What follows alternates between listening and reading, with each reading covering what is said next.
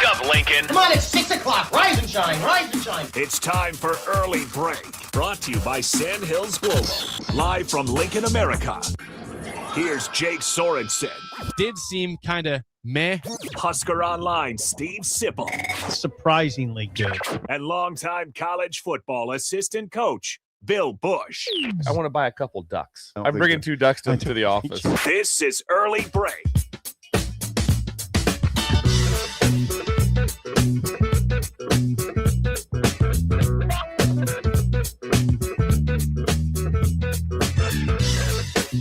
Good morning. Happy Wednesday to you, Steve Sipple, Jake Sorensen, Bill Busch on Early Break. Welcome to July 1st, halfway through the year already as of today. I was just in Vegas yesterday from the bowl game. Say again? I was just in Vegas yesterday for the bowl game. That was December 31st. Now it's July 1st. Yours flying always does. Yeah, I don't think of it that way yet, but yeah, you're right. What do you think of? How do you think of? Jake, did you go to the bowl game? I did. Oh, I was there. He was on the field. I remember him. If you recall, I was Bill, walking with you on the field. You did the show. I was gone for a couple of days. Then I did the show from Vegas with Swim at that point on New Year's Eve. They were in a casino. We did the show at 4 a.m. Vegas time and made it happen. Yeah. Then the bowl game happened, and it was a bludgeoning, and we moved on to the next year. It was a lot. I mean, I was what my main recollection is a strong turnout by Utah fans. It's a very rare occurrence when, the teams come out and you kind of gauge the fans, who has the most fans, who's the loudest. It was Utah. It doesn't happen in Nebraska very often. Well, it's drivable. That's the big thing. It's drivable. Yes. Utah's got a good fan base, though, right? He played in that when I was at Utah. He played in the Vegas Bowl against USC. Carson Palmer, Troy Polamalu, those guys, and it was Carson Palmer could whip it. And it was in the old. Well, he won the Heisman. Yep. Yeah, he could sure whip it. And we played in the old UNLV arena or stadium, and it was awesome. Why did you do that? It was on Christmas Day. It's beautiful. Probably 70 and sunny. That's where you played? This might surprise you. There wasn't a dome stadium. Right. The Raiders weren't there at that time. That was the only football stadium there was. That is a surprise to me. Yes. Was it a nice stadium? It's okay. It was okay. Las Vegas. God dang. Yeah. That was a great time. I mean, besides the game. Yes and no. It was a good first quarter, then it was over. I love the field. It was cool being at Allegiant Stadium. Yeah. And cool being in Vegas. Well, that stands out with the if you remember that the when the discussion was about Emmett and Mackay, was it that OC said that the run that Mackay made, that Emmett couldn't make that one. 38-yard touchdown. He did say that. Yeah. He goes, I don't think Emmett makes that. I think he's talking about sprinting off at the end. Yeah. And so anyway, that also leads you to believe of what their thoughts were with Mackay. Absolutely. Which makes the situation a little bit interesting. The situation. Yeah. And don't know, was there anything more on that yesterday? No update yesterday that I saw. I didn't hear anything on that either. Nothing. No. I just remember that kind of stuck in my head that Emmett wouldn't have made that run. Mm-hmm. And what else is going on? Las Vegas Bowl talk. From Vegas Bowl. Let's do the Vegas Bowl top to bottom again. If anybody's interested in Maltese puppies, I know how to get some. Our neighbors had 4 there's a litter of 4 puppy litter. Yeah. Maltese. So 464-5685. If you're interested in purchasing them, they're beautiful. I saw them last night. As someone's not a dog, expert. Maltese? They get pretty big. No, Maltese, they're small dogs. Do they shed? These are important I'd say questions. minimal. Yes. Okay. I'd say minimal. Bill, I don't know.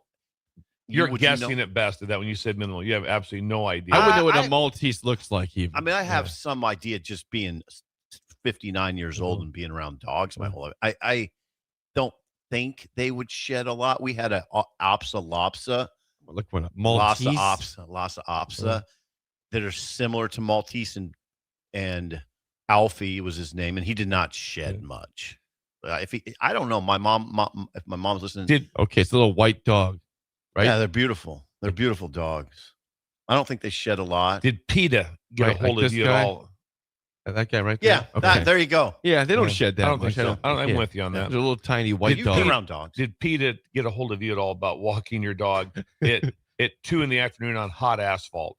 Was that mentioned by Heat anybody? advisory. Yesterday, I had a similar occurrence. I walked Bullet at about 1 o'clock again in the morning, then again at 1, and I was struck by how cool it felt. I was like, "This isn't even bad." It wasn't as bad. No, it yesterday. wasn't It wasn't bad. as bad Agreed. yesterday. Yeah, I'll we were agree with walking into a nice wind. It was like it felt beautiful. Yeah, there was no issues with PETA. I'm sure Okay, Bullet that's good.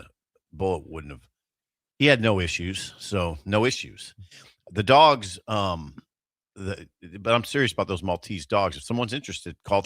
Well, I mean, I don't think we want to become a want ad station, but 464-5685. I can help hook you up or Yeah. put you in They're contact about with this them. big Yeah. right now. I mean, they're fresh litter dogs. I mean, Are you considering one yourself? I can't do it. I just can't. I'm not around enough. I'd love to, but I don't know if I want a dog with a ribbon. That's not. They have to have a ribbon on. No, but they're. That's right. Hey, it's a proper follow-up. It's a proper follow-up question. They're that type of dog. you You'd agree, though, right? Agreed. Yeah. Yes. Are you if the disparaging dogs were the just dog? born, they can't leave until they're like 8 weeks old. Right. Yeah. There'd be Yeah. some. Yeah. There's some natural dog ownership things you have to take into account, but they're available. There's Will they 4. supply the ribbons when the dog? No. Yeah. The ribbons won't be supplied. Right. They have 3 already. This is my neighbors. They have 3 dogs already. So they have plenty to deal with, and now we have to try to find homes for 4. It sounds like in your promotion of the puppies, Maltese. you're also disparaging them by saying, "I got to put ribbons." No. on them." No. I'm not disparaging. They're beautiful, and I love their dogs. They're hilarious. Maltese dogs are hilarious. They're In what capacity? Yeah. they're just funny. I mean, the way they Look, I've never Act. walked by a Maltese and just fell out of. No, just they're funny. Couldn't keep a straight face. I that get- dog. I was I- over there at their house. me, and I they're couldn't keep a defined- straight face. Their They were. defining characteristic is they're humorous to me. They're very energetic, spry. Yeah. They come run when I come home. Like he'll let out whoever's there, Adriana, Sophia, or whoever. They'll let out the dogs. And So 2 of the neighbors' names. I know Okay. them all. Okay. and Leo. Leo. And the wife's name's I botched, so I'm not going to try it. But it's just the 4 of them. So, but they'll let out the dogs and They it's run fine. over to you. Yeah, it's funny. They're funny. There's a couple of them that are. There's one that's very aggressive. On Sal. But the main point of this is they're Maltese puppies.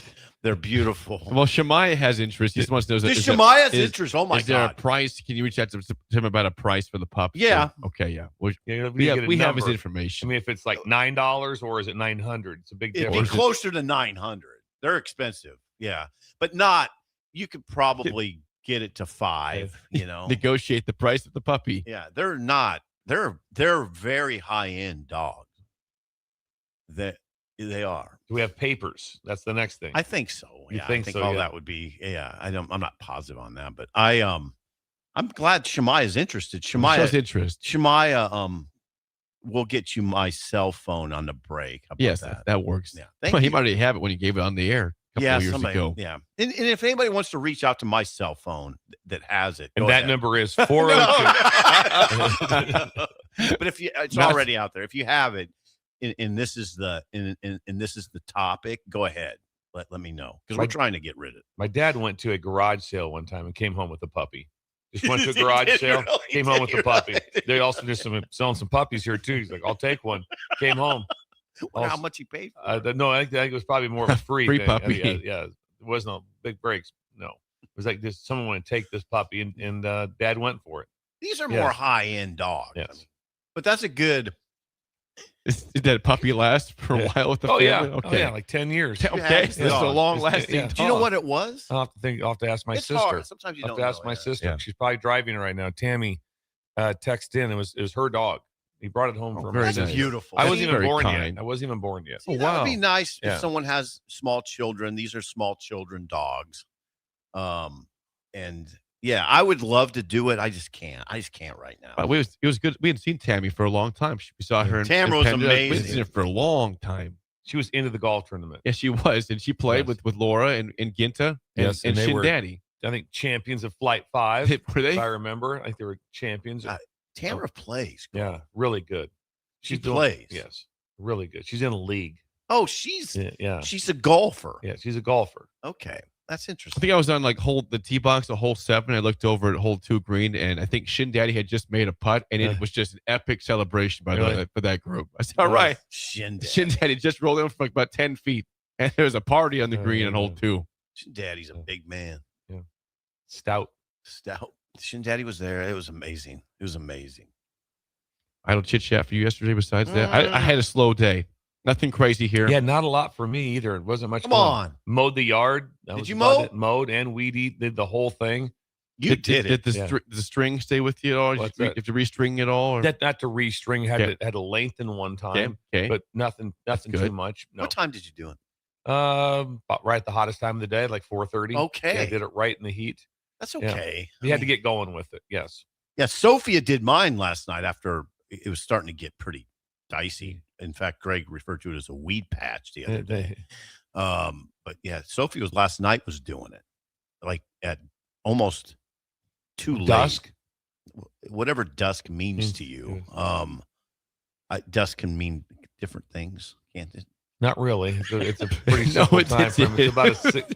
It does not. That one does not really go several ways. Hold on. Not even close. Dusk is pretty standard. Isn't there there's a window of opportunity for dusk? There's a window. Yeah, there's a window. It's like one minute. It's not confusing. Like today at 4, I'm gonna go. Well, that's almost dusk. No, it's not. No, it's not. or 11 o'clock. Oh man, just missed dusk. No, come on, hold on. Let me explain. Some people might interpret the window differently. I don't think so. I don't think so on that one. It's pretty much even Connor. How would you define it? Why is it that anything that's said on the show, Connor makes a facial expression? No matter what is said, they just did it again. Just did it again. That means he's listening at least, right? He's listening. Generally doesn't listen. He does do a good job of rescuing you at times. He'll shake his head, and you know not to keep going. Elizabeth was sent a video yesterday of Sip's announcement of the pregnancy. Yes. She laughed at it. She said she was okay with it. Okay, good. She wasn't bothered. I'm serious. She just shook her head and said, "Wow," and then laughed and said, "That's the way it goes." And then Jake did some research, and you did respond in the text message. About the pregnancy. Well, yes. I'm going to defend Sip for a second. I looked back. I sent you guys the picture. Yeah, there's a lot going on. Bill responded 10 minutes later. Said, "Oh wow," with the eyes emoji. So he was on it. And then I did send the rundown an hour later where you said, "Wow," which I thought was more a weird comment to a rundown. So that seemed like more of a comment. You were very aware that Elizabeth was with child. Yes. And then he dropped it himself. But I thought that maybe it was already announced because it was sort of announced in-house. Yes, that's fair. A little bit. It had not made to the radio yet, which is why everyone knows. If you're any sort of a friend with Jake, the 4 people the people that knew right away was Steve Sipple, Bill Busch, and Gans. Doug Gans, Pinnacle Bank. Yes, those are the 3 people that were made aware. Connor was not made aware. No, he wasn't. Seth was not, but Doug Gans was made aware. Seth. Yep. I didn't even. Was Liberty Law Group made aware? No, yesterday they were. Yes, Liberty Law now. Seth and Justin over there now. No, that gift they gave too. That was great. Gift card. Thank you. Come on, there's more idle chit chat, isn't there? I didn't have any kind of day myself. That was the majority of my day. Was that? God, we didn't have exciting. It could be a Bill's Trills, but just power through it now. The one thing was idle chit chat that I enjoy watching these fans of soccer. Yeah. World Cup. This is incredible. The fandom that it is mayhem. Yeah. And where were you watching? What's that? I just watch like videos like on whatever X, I guess, and they'll just show the fans. I mean, it is mayhem. It is one of the coolest things to see, and it's all about my team, but they get into it. This is where soccer matters. This is the. Can you imagine? This is the big one. Yeah, it's the big one. So World Cup's the deal. Like so every 4 years. Yeah. Can you imagine if the Dolphins only played every 4 years? It'd be incredible. That'd probably be better for my health, honestly. But that would be incredible. But But if you want to lock Or in if on, every 4 years the NFL mattered. Everything within the up to it, it's sort of matters. soccer matters, but nothing compares to No, World Cup. no. Nothing compares to World Cup. And This is when it really matters to even it's Bill once every Busch. 4 years. To Bill Busch. Yeah, it does. I'm the same way. Well, when's the last time? Just say it was a year or two after the Olympics. You're not going, what did you do today? I just sat and watched a track meet. I watched the 4x1. Doesn't happen. You don't watch You just anything. don't do it. You don't watch the Premier League. No. No, I don't. You don't No, pay I attention to don't. standings even. But I pay attention to but I've always respected though the fans even in the Premier League. Where Yeah. it's just where Yeah. they're Yeah. so into it. And they've come over here. I mean, just think about this. They're doing dances. They've drank cities dry. They have. I mean, the storylines of every place that they've been, and then the crushing defeat if they go down, it is just absolutely devastating. You're right. No, this is. Germany's out. Are they out? I'm Powerful Germany. Let's see. Yes, Germany. I'm Powerful 99%. Germany's Unless they lost the other day. Germany and I thought- lost. and To, Paraguay won on penalty kicks on Monday. So Germany's out. That's a big Paraguay. Last night, yesterday's results: Norway beats Ivory Coast 2-1. France beats Sweden 3-0, and Mexico over Ecuador 2-0. Today, of course, the USA plays I didn't know in that. Santa Clara against Bosnia Herzegovina. That's at 7 p.m. on Fox. England versus the Congo at 11 a.m. on Fox, and Belgium and Senegal 3 p.m. on Fox. This is the round of 32 in the World Cup. Germany's out. Germany's out. Damn. USA trying to advance to the round of 16. Okay. Wow, it's getting. Oh, we got police right here, guys. We got trouble. They coming for us? Yep. Well, they're parked right in the middle of the road. They're parked. Yeah. They Connor, are. what's going Lights on? aren't out even there? on. The lights aren't even on. And looks like he's heading in for breakfast at the Hampton. Something's going on at the hand. when you're a something's cop, you going on can at the park where you Hampton. want to. He's parked right in the middle of O Street, and he's headed into the Hampton. Yep. Slow walk. Slow walk. Hmm. Appears as if he's heading right over towards the buffet. No, he's probably doing official police work. I imagine so, but why wouldn't you get something to eat if you're going to go and grab something. guess we'll get a sausage or something, as long as he's in there. We've never checked out Hampton Inn's breakfast. Did you see how nervous the guy was that was standing outside the Hampton as the police officer? I don't. got out No, I and was. walked What are you right back? looking at, man? Just He keep was. moving. Matt, if you're standing outside the Hampton and the police stops in the middle of O Street and gets out and starts walking right towards you, are you not going to? Oh, yeah. I thought sweating. he didn't seem nervous. I think he was. I would have been. Right now, his Uber's pulling up and he's glad he's out of here. Yeah, He's like, hey, get me out of here. That's the Uber. There's a bunch of stuff going down inside. Text, Jeff Urkovich, let us know what's going on over at the Hampton. Would Urkovich know? Probably might have been Urkovich. Yeah, we got a text from Christian in Lincoln, age 25, says Netherlands lost on a penalty shootout to Morocco. They had not been knocked out before the round of 16 before. Ever? Wow. Netherlands? Ever? Wow. Okay, well, that's big. Like they're one of the elite Yeah. countries in soccer. They have won it before. I I don't know how think long. Germany would be considered an elite soccer team too. I Netherlands. Yes. When you talk Yes. about some sort of just crazy theme, I guess, when you sit there and I'm watching it the other night, I remember who I was even watching, but Laura looked at me and she goes, boy, this is not like hockey, meaning that they were just kind of kicking the ball back. I mean, it was slow. Yeah. It was slow, It's but yet kinda it has the most incredible fandom. Because they're bored in the stands. And there it was. Uh-oh, another police officer. yeah, just what's pulled going out. on? Connor, what's going on Connor, over head there? over there. Need some Connor, head reporting. over there. Put on your reporting cap. Yeah. Should we send Connor over Send there? Connor over there with a Connor, note. just go over there. mill around the Just go in the lobby breakfast. Go in the breakfast area and see what's area. going on. Connor, we're not joking right now. We've got two police officers Just pulled up.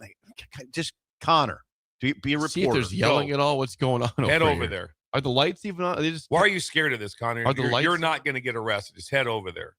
Yeah, just kind of see what's going Yeah, on. just scoop it out. And for no us, one Connor. ran We gotta in. know- We have to know what's happening. You don't interfere with the police Yeah, work. don't either. bother them. Yeah, they're leaving now. Just so- investigate. Oh, they're gone. No, they're coming back Oh, they're- out. oh, they're- okay. Okay, so two police cars pulled up on O Street. Can you in go? front of Can the you go Hampton. live over there with Yeah, the? I'll see if see I. if you can get let's this see if live I- camera over well, there. The camera's not going to get This that is far over this is there. 621, and we have 2 police officers pulled, and then they're not discussing things outside of the Hampton. July 1 at 6:21. The news of the day: the cops are outside, There's no middle of bank the street. robbery. There's no bank and the lights aren't even flashing on the cop It cars. might have been What? maybe worked at training or something like that. Maybe it was like, okay, if there was a robbery inside the Hampton, what we do, and they're just training. That could be. Did Connor? Did Connor go over? Connor's terrified right now. Yeah, he is. He's not he's, sure he's why. He's back. over here. He's back. He's so terrified. Not Why would- sure why. Why don't you just walk over there and just say, what's going on over there? It's just We're doing simple. a lot- You know Simple what's procedure interesting? here, Connor. You know what's interesting about that?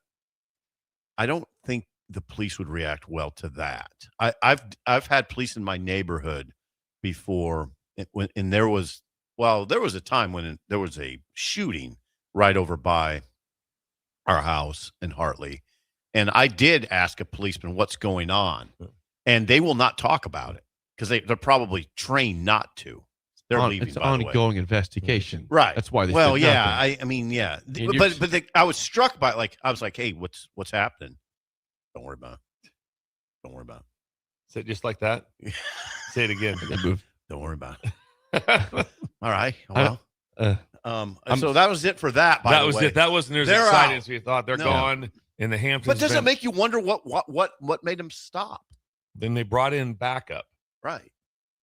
Remember on One Nothing Adam happened, 12, though. they used to always call for backup. That's a big thing on the radio. Call for backup. Connor could have told us what's happening, but he didn't even walk out the Terrified front door, Connor. so it's okay. I'm seeing on YouTube before we get out Idle Chit Chat is Rick Heyman's birthday today, age Oh. 69. Okay. Now I saw this also. This is a comment from Pig Feet because Heyman's posted on the YouTube chat. He posted his own birthday. Age 69. Pig Feet says this: Happy birthday. I am 78 and appreciate every birthday, Rick.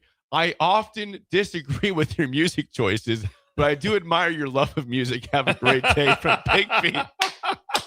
It's good. Keeping it real. I pretty much Pig Feet. always don't like your music, They don't but I do like- appreciate your songs love are for not music. good, but thank you for the watch. Pig feet. Yes. Pig feet's just Johnson. keeping it real. Yes. Age 78, Pig Feet. Wow. Yes. So both Pig Feet and Heyman have a birthday today. Happy birthday. Pig to Feet might both be of our them. oldest YouTube here commenter. we go. A Here we commenter, go. not watcher. Commenter. He's yeah. 78 years But the old. oldest on everybody. Everybody's the That's oldest. not that old. You know, Ron watches on YouTube. That he's He 90. doesn't comment. He's So 91. but he's not commenting. Yeah. It doesn't count. Yeah. In terms of this particular thing, we love You the throw Ron around that listeners. oldest tag Mm. pretty loosely. You know that, right? It's fine. He's got to be our oldest listener. 78. Anybody, Come on. anybody older than 78 commenting on YouTube, prove me wrong. Be our oldest. Ron's 91. Yeah. Again, he watches, but if he We comments, have then a he becomes our father first. Yeah. I'll have to Yes. get my dad to text into the show. And then he's number one. Then he's the number one. oldest at that point. Well, you know, Jake Dizzy's the oldest a lot. he throws that around loose. Just trying to see if people can top anybody. You know, I'm 105 years old. Listening to Who's this this show. sponsored by? This is that's Idle Chit Yeah, Chat. who's Sponsored by our friends at 738 Ag. Joey They don't Joey guess. sponsors it. They game plan using soil doesn't tests, get arrested. yield maps, and field data. They help farmers call the right shots for the ground. Learn more today at 738agllc.com. Did Joey get arrested when he's a player? No, that's my point. That's why he's been an ascending company. You don't see the Excuse me. police pulling up out there to the ranch out there. You don't see the police stopping out there. It's just seeing what's going on, Joey. Been hearing some things. You don't hear that from Joey. Thank you, Joey. Yeah. Yeah. Joey. Joey's the second oldest player that's Maybe he chimes in. Is Joey the oldest? I don't think so. Don't think so. Idle chit chat. The one thing we shouldn't probably do is start to weigh in too heavily on soccer. Hey, well, I'll watch it not our- tonight. I'll watch it We tonight. don't even have a great area of expertise, but it's certainly not soccer. But I know this, so I love the crowds. Do you? Oh yeah, The crowds are fans cool. Yeah. I mean, That's in bounds. You can do that. the first. Yeah, I'm not giving a Are the vuvuzelas still banned from soccer? Those that's a loud good horns, question. those annoying loud Those horns. are not Oh, annoying. yeah, they no. are. It's like the It's the whistle. same tone. It's like the guy. It's like the guy who whistles for Vanderbilt. I Andy totally Whistler. disagree with No, them. it's a bad take. They're annoying. Vuvuzelas. How about when you come over here though? Right? I mean, Why would you say that? it's been going for what 2-3 weeks. Yeah. I mean, when you come over here from another country or wherever you go, or if you leave the USA to go, that's a commitment. How long you going? Well, as long as our team's in It's it. a long So vacation. you might be in a Imagine your hotel bill. How long were you in a hotel? 36 days. Long. That's yeah. going to get In you. a Think World about Cup the- town, it's probably $400 yeah. a night. Think about your wardrobe situation. Well, they have Me- laundry yeah. there. Yeah. Well, yeah. But you got to do laundry Yeah. then.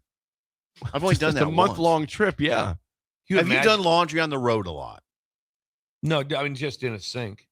See, it's I do easy now. Okay, I got to do laundry now. Okay, now what? Now how you got to go to a laundromat? That's where the nice thing came out about for like fitness and stuff on the road is like dry fit. I just washed it in the sink. I put a little shampoo, okay. a little water, All washed it in right. the sink, hung it up in the shower, ready to go the next day. Interesting. Oh yeah, absolutely. Yeah, I've never done that. Now what you can do is just buy another round of clothes wherever you're at, which that's effective too. And you can do laundry in. Sometimes the hotel will allow you to do laundry. They oftentimes have laundry machines at the hotel. Yeah. Have you done that? I can't say that I have. No. So you're not Yeah. speaking with much authority at all. I have Yeah. seen them before. You've seen the laundry. You've Yes. seen the physical, like I want to know what the apparatus, but you've never used it. You don't know if you can use it. Like you got to ask them, right? I mean, if I'm not using Connor, give us theirs, the start to finish. What is the date if you win it all from the date you're from your first game I can find that. until the championship. If you're there for the entire time, what is it? It's got to be 5 weeks. Yeah. I was going to It's say like the a little over a first month. first match was June 11th. June 11th. June 11th. We're and July 1 Right right now. now. and the finals looks like July 19th. So over a month. So over a month, like Well we talked over. about, well over a month. Like you said, We're you'd looking be at 5 here. to 6 weeks.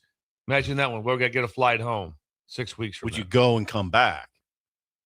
You probably Go could've- back to the But that- Netherlands and come That would back. be more expensive. That's I don't know if probably it would. I don't know if it would be you don't more think- expensive. Staying if it's a $500 night hotel That's true. and it's 8. Just think about that for a second. Flying back to your country and then back to America the next week. I don't know. That's cost prohibitive for a lot of people. You can't. Yeah. A lot of people would not be able to afford $500 a That's night right. for a month and a half. Yeah, I mean, come on. that's a lot. Yeah. Food, everything Yeah. else, and then also have to drink unlimited beer. Right. Yeah. Or- Jake would be an incredible I- soccer fan. oh my Jake God. would be the I one. know. oh, I'd get pretty bored in the stands. But the other part of it, Jake, you'd be into the singing, the chanting, the Yes. dancing. Potentially. everything. Potentially. You come Maybe on, you're a some year good we'll try it singer. out. You're a good singer. You've done I don't think karaoke. you need to be a good singer to enjoy the chants of the crowd. You could No, be you a bad singer and still do fine at Yeah, that. True. You're right. 464-5685. Call or text as always. Saw yesterday that Wisconsin Oh God, this is yes. is reportedly set to hire Sean Eichhorst as their next athletic director. And I ask you, what in the hell is going on? Well, it's an, Eichhorst left here is one of the least favorite people in the history of Nebraska athletics in 2017. well, and okay, least favorite least popular, yeah. least liked. because he didn't have a good tenure. It was an awful tenure, frankly. It wasn't. I mean, you know how it goes with ADs. He fired Bo Pelini. He was 67 and 27 is the number. Is that right, Connor? 67 and 27, and he hired Mike Riley, so it didn't work. Now, the other thing about that is you'd have to acknowledge is that he fired Bo, but he was told to fire Bo. You know, it's a Harvey Perlman move, which would get you to where Eichhorst would be appealing to a university, I think, because he's not an alpha like Alvarez. He's not. He's an administrator. He's a good COO type. He's a good, administrator. He's not going to ruffle feathers.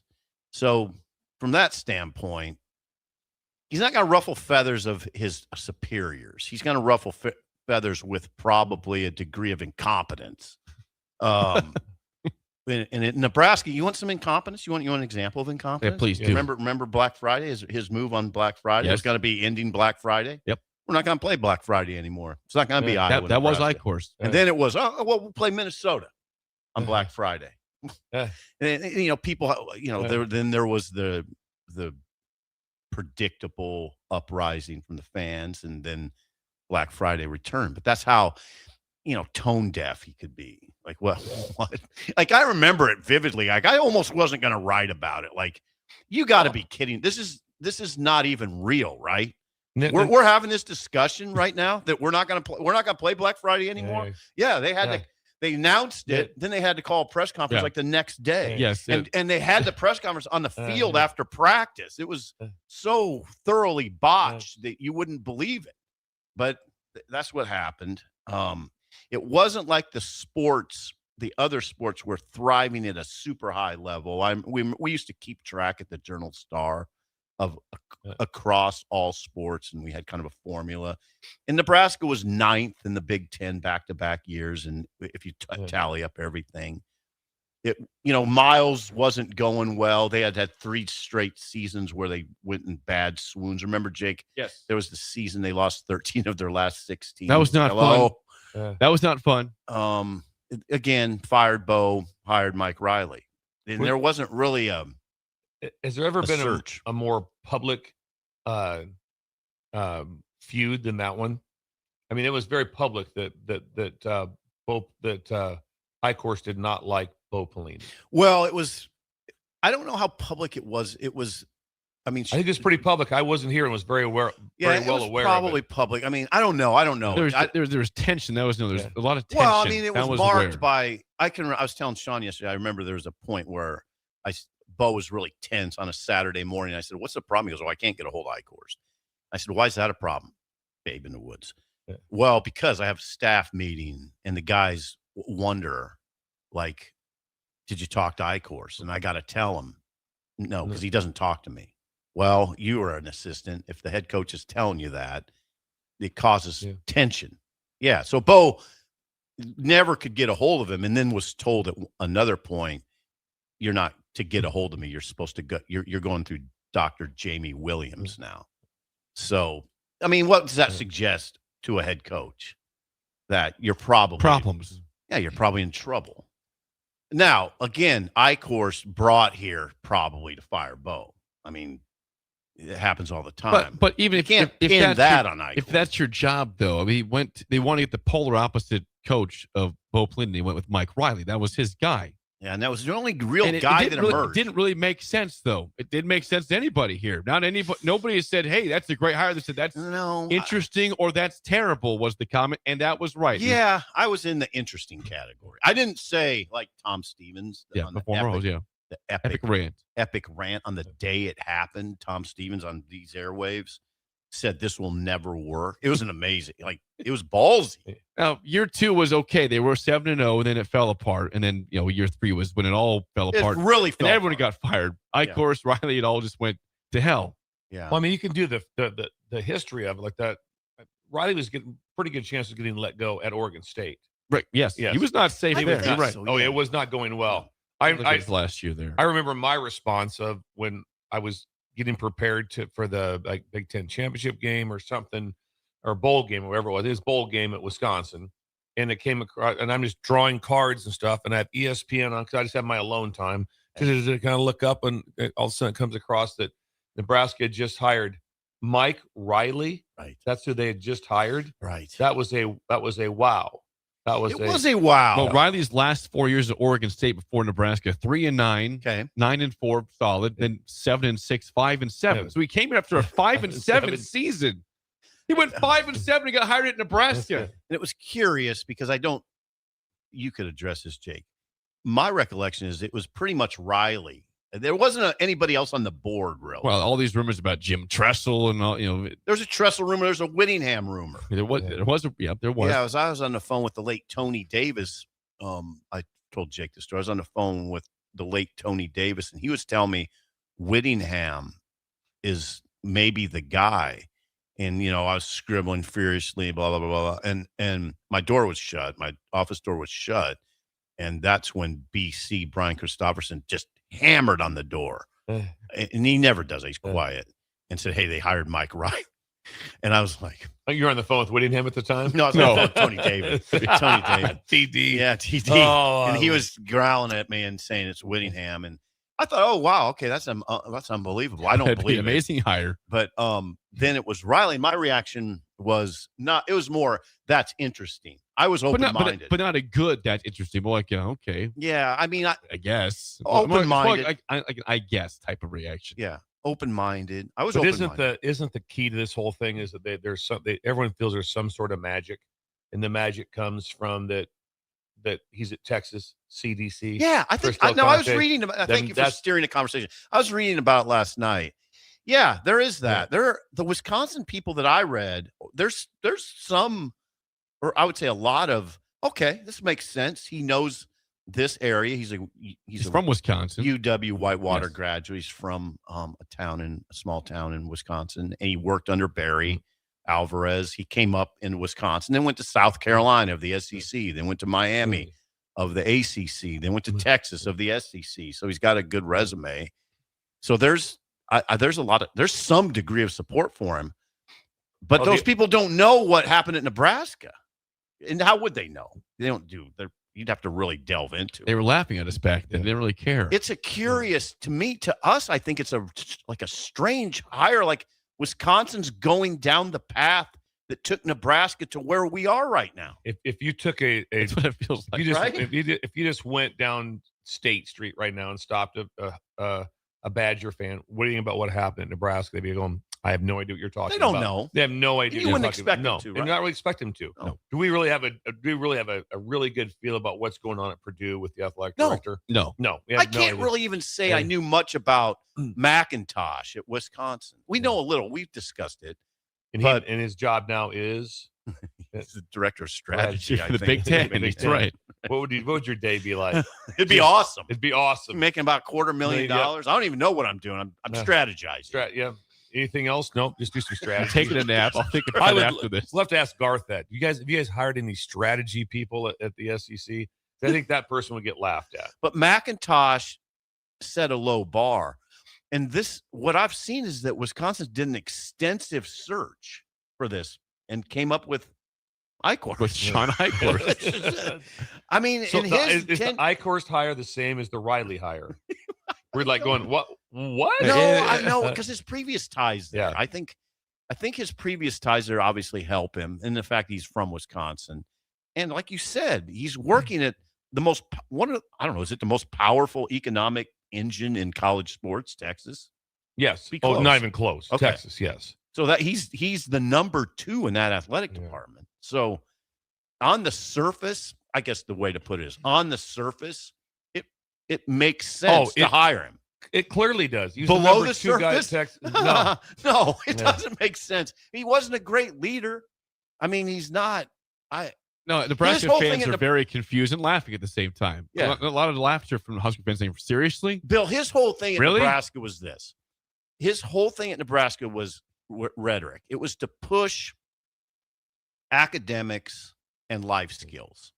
And that's where he thrived. Academics and life skills and community service and all that, because they weren't doing anything on the playing field. But he could make it sound really good. He did. He was trained attorney. Those guys they can come up with spin, and he was good at that. It wasn't going well on playing fields. Yeah. Obviously John Cook was thriving, but you can't really say yes because of Sean Eichhorst. But each of the athletes got computers. That was a big thing, So there was stuff like that. The other fan base also cackling about this would be Iowa fans, because they're the ones that used the quote that Eichhorst had as ammunition for years against Nebraska. Which is? When he fired Bo Pelini, he said at the end, in the final analysis, I had to evaluate where Iowa was when they beat Iowa in 2014, but they just lost them, I think, the previous year. And I think that whipped Iowa into something of a frenzy. that quote from Eichhorst in 2014 still resonates with Iowa fans today. And that's why they've won all these games against Nebraska. That's not the reason why, but that sticks out to them still. I think we got to the heart of the matter. On the surface, it looks like Wisconsin's making a decent to good hire. It's just, if you look below the surface, if right now, if you went to not good, if you went to ESPN and Greeny was talking, Mike Greenberg about the hire, it would just be real simple. He has a very good resume. He just came from Texas. It would not be, the lead story would not be, remember what he did at Nebraska. Yeah, he hurt Nebraska. Yeah, but that would not be. They wouldn't care. That story is catching no traction. I mean, that leadership tandem of Perlman and Eichhorst were really damaging to this place. I mean, that's just the way it is. So, but Greeny doesn't know that, and he wouldn't understand all the dynamics. Wouldn't expect. You had to bring one back. Who you bringing back to Nebraska right now? Bring what? Which? Yeah, AD? hire one back right now. Perlman or Eichhorst? Oh God, why are you putting that evil on these? Just Eichhorst because evil. Perlman had more power. I mean, you don't want him. Yeah. I'd probably say Eichhorst also. That's just a I mean, it would thing to say. I mean, Eichhorst was brought into fire, Bo. So I'm saying Perlman because he had more power. Okay.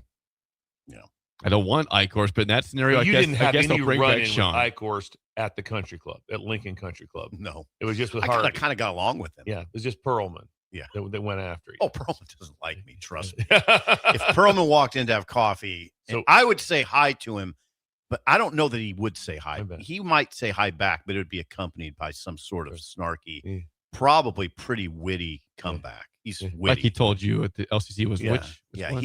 He's high degree intelligent. He'd cut me down pretty good. He'd say something. We'd come back after him though. He came after you. You come after us. We'd fight for you. Yeah. We'd have you if you were doing your walk around. I was doing my walkabout, get some steps, and all of a sudden he took a shot at you. It's coming back at you. Yeah, it's coming right back at you. There would be a shot.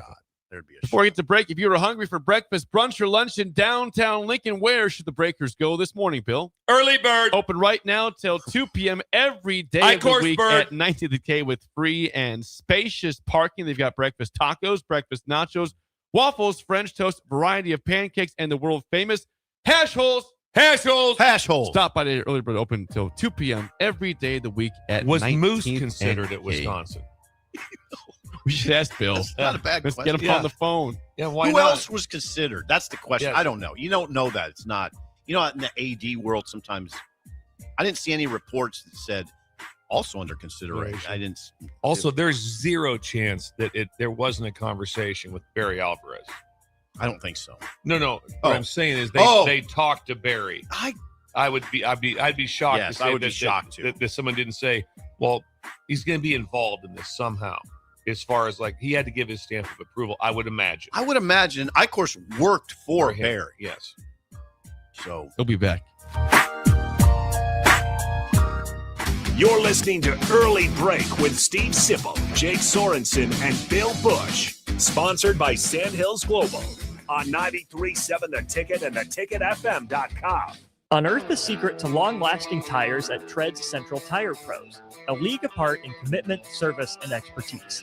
This isn't just about rubber meeting the road, but trust, safety, and surety converging in perfect harmony. This is where expectations are exceeded every time. Make your appointment today at Tread's Central Tire Pros, just south of Cortland on Highway 77, or visit our website to explore our services. Remember, when it comes to tires, choose Tread's Central Tire Pros because we tread differently. If you're seeking a career with a growing company, Gaina Trucking and Excavating is hiring and looking for additions to their team. Gaina Trucking has a strong team culture, competitive pay, 401ks, and benefits like health, dental, and vision. Drivers are guaranteed 40 hours per week, even in the winter months, and are home every night.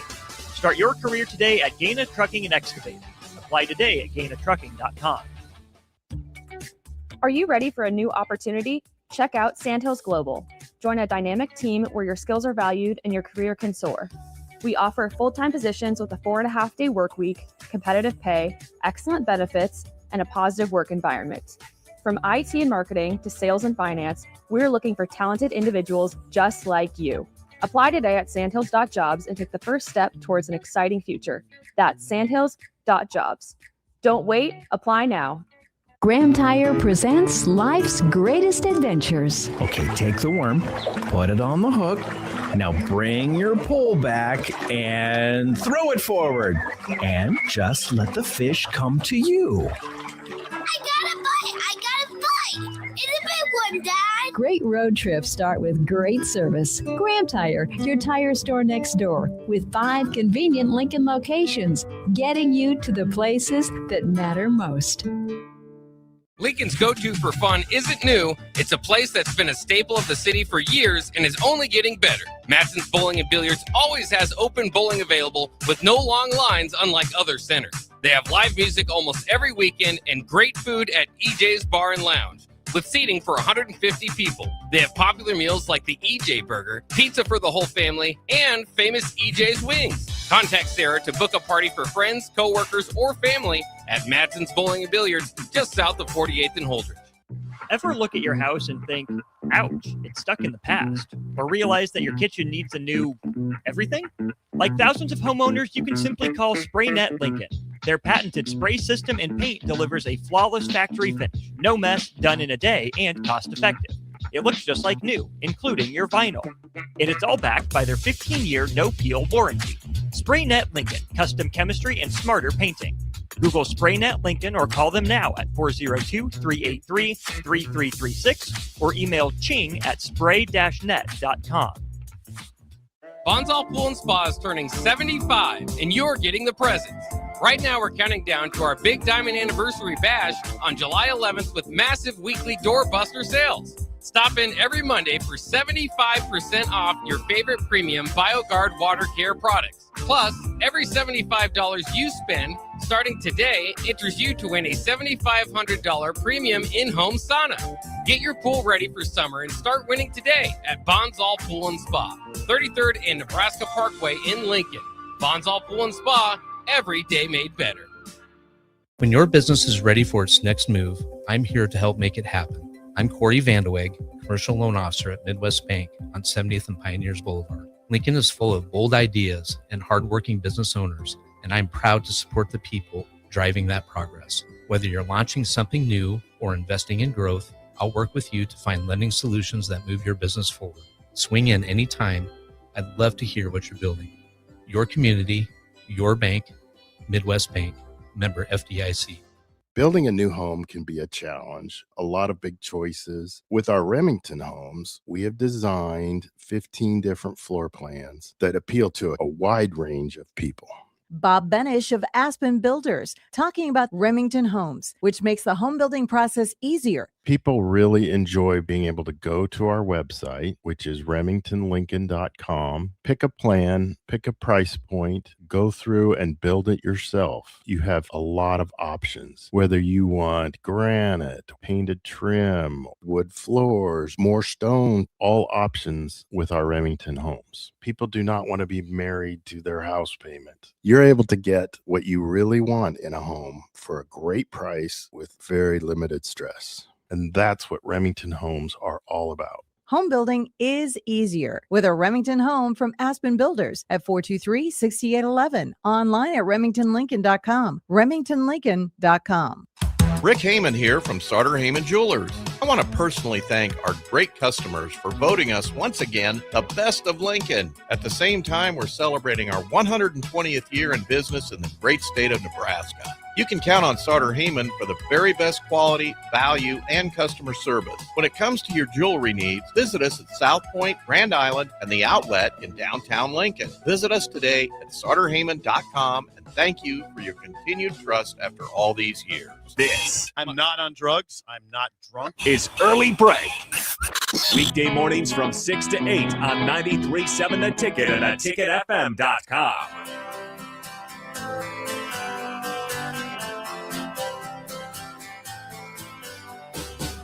If there was ever a week for you to try out the Smokehouse for the first time, it is this one is with the the week. 4th of July 100. on Saturday.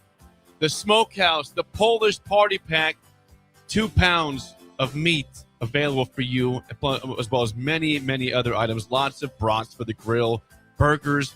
Why would you go anywhere else besides the Smokehouse? It's super safe for Russ's Market. You'd be foolish. Award-winning recipes. Party pack. They've won world. They've won awards across the world for their meats. Yeah. Super Saver. Go see Brian and the team at Super Saver, the Smokehouse. Thank you, Since Brian. 1984 in Lincoln. Champions. You go breaking news. 1 second, Bill. Give me From the desk of Bill Busch. Yeah, give me 1 second.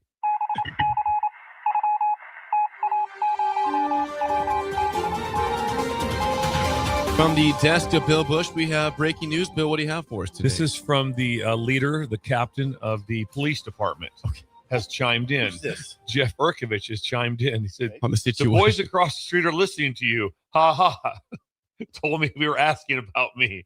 Cops are listening to you. What was going on? Did they have the situation? Not sure, but they were listening to us. Breaking down the situation. So they heard our play-by-play of the situation they were involved in. I tell you one thing or another, the police handled it well. Whatever it was, it seemed they handled it very well. I think they did. When I'm watching it, yeah, it appeared to be positive. No.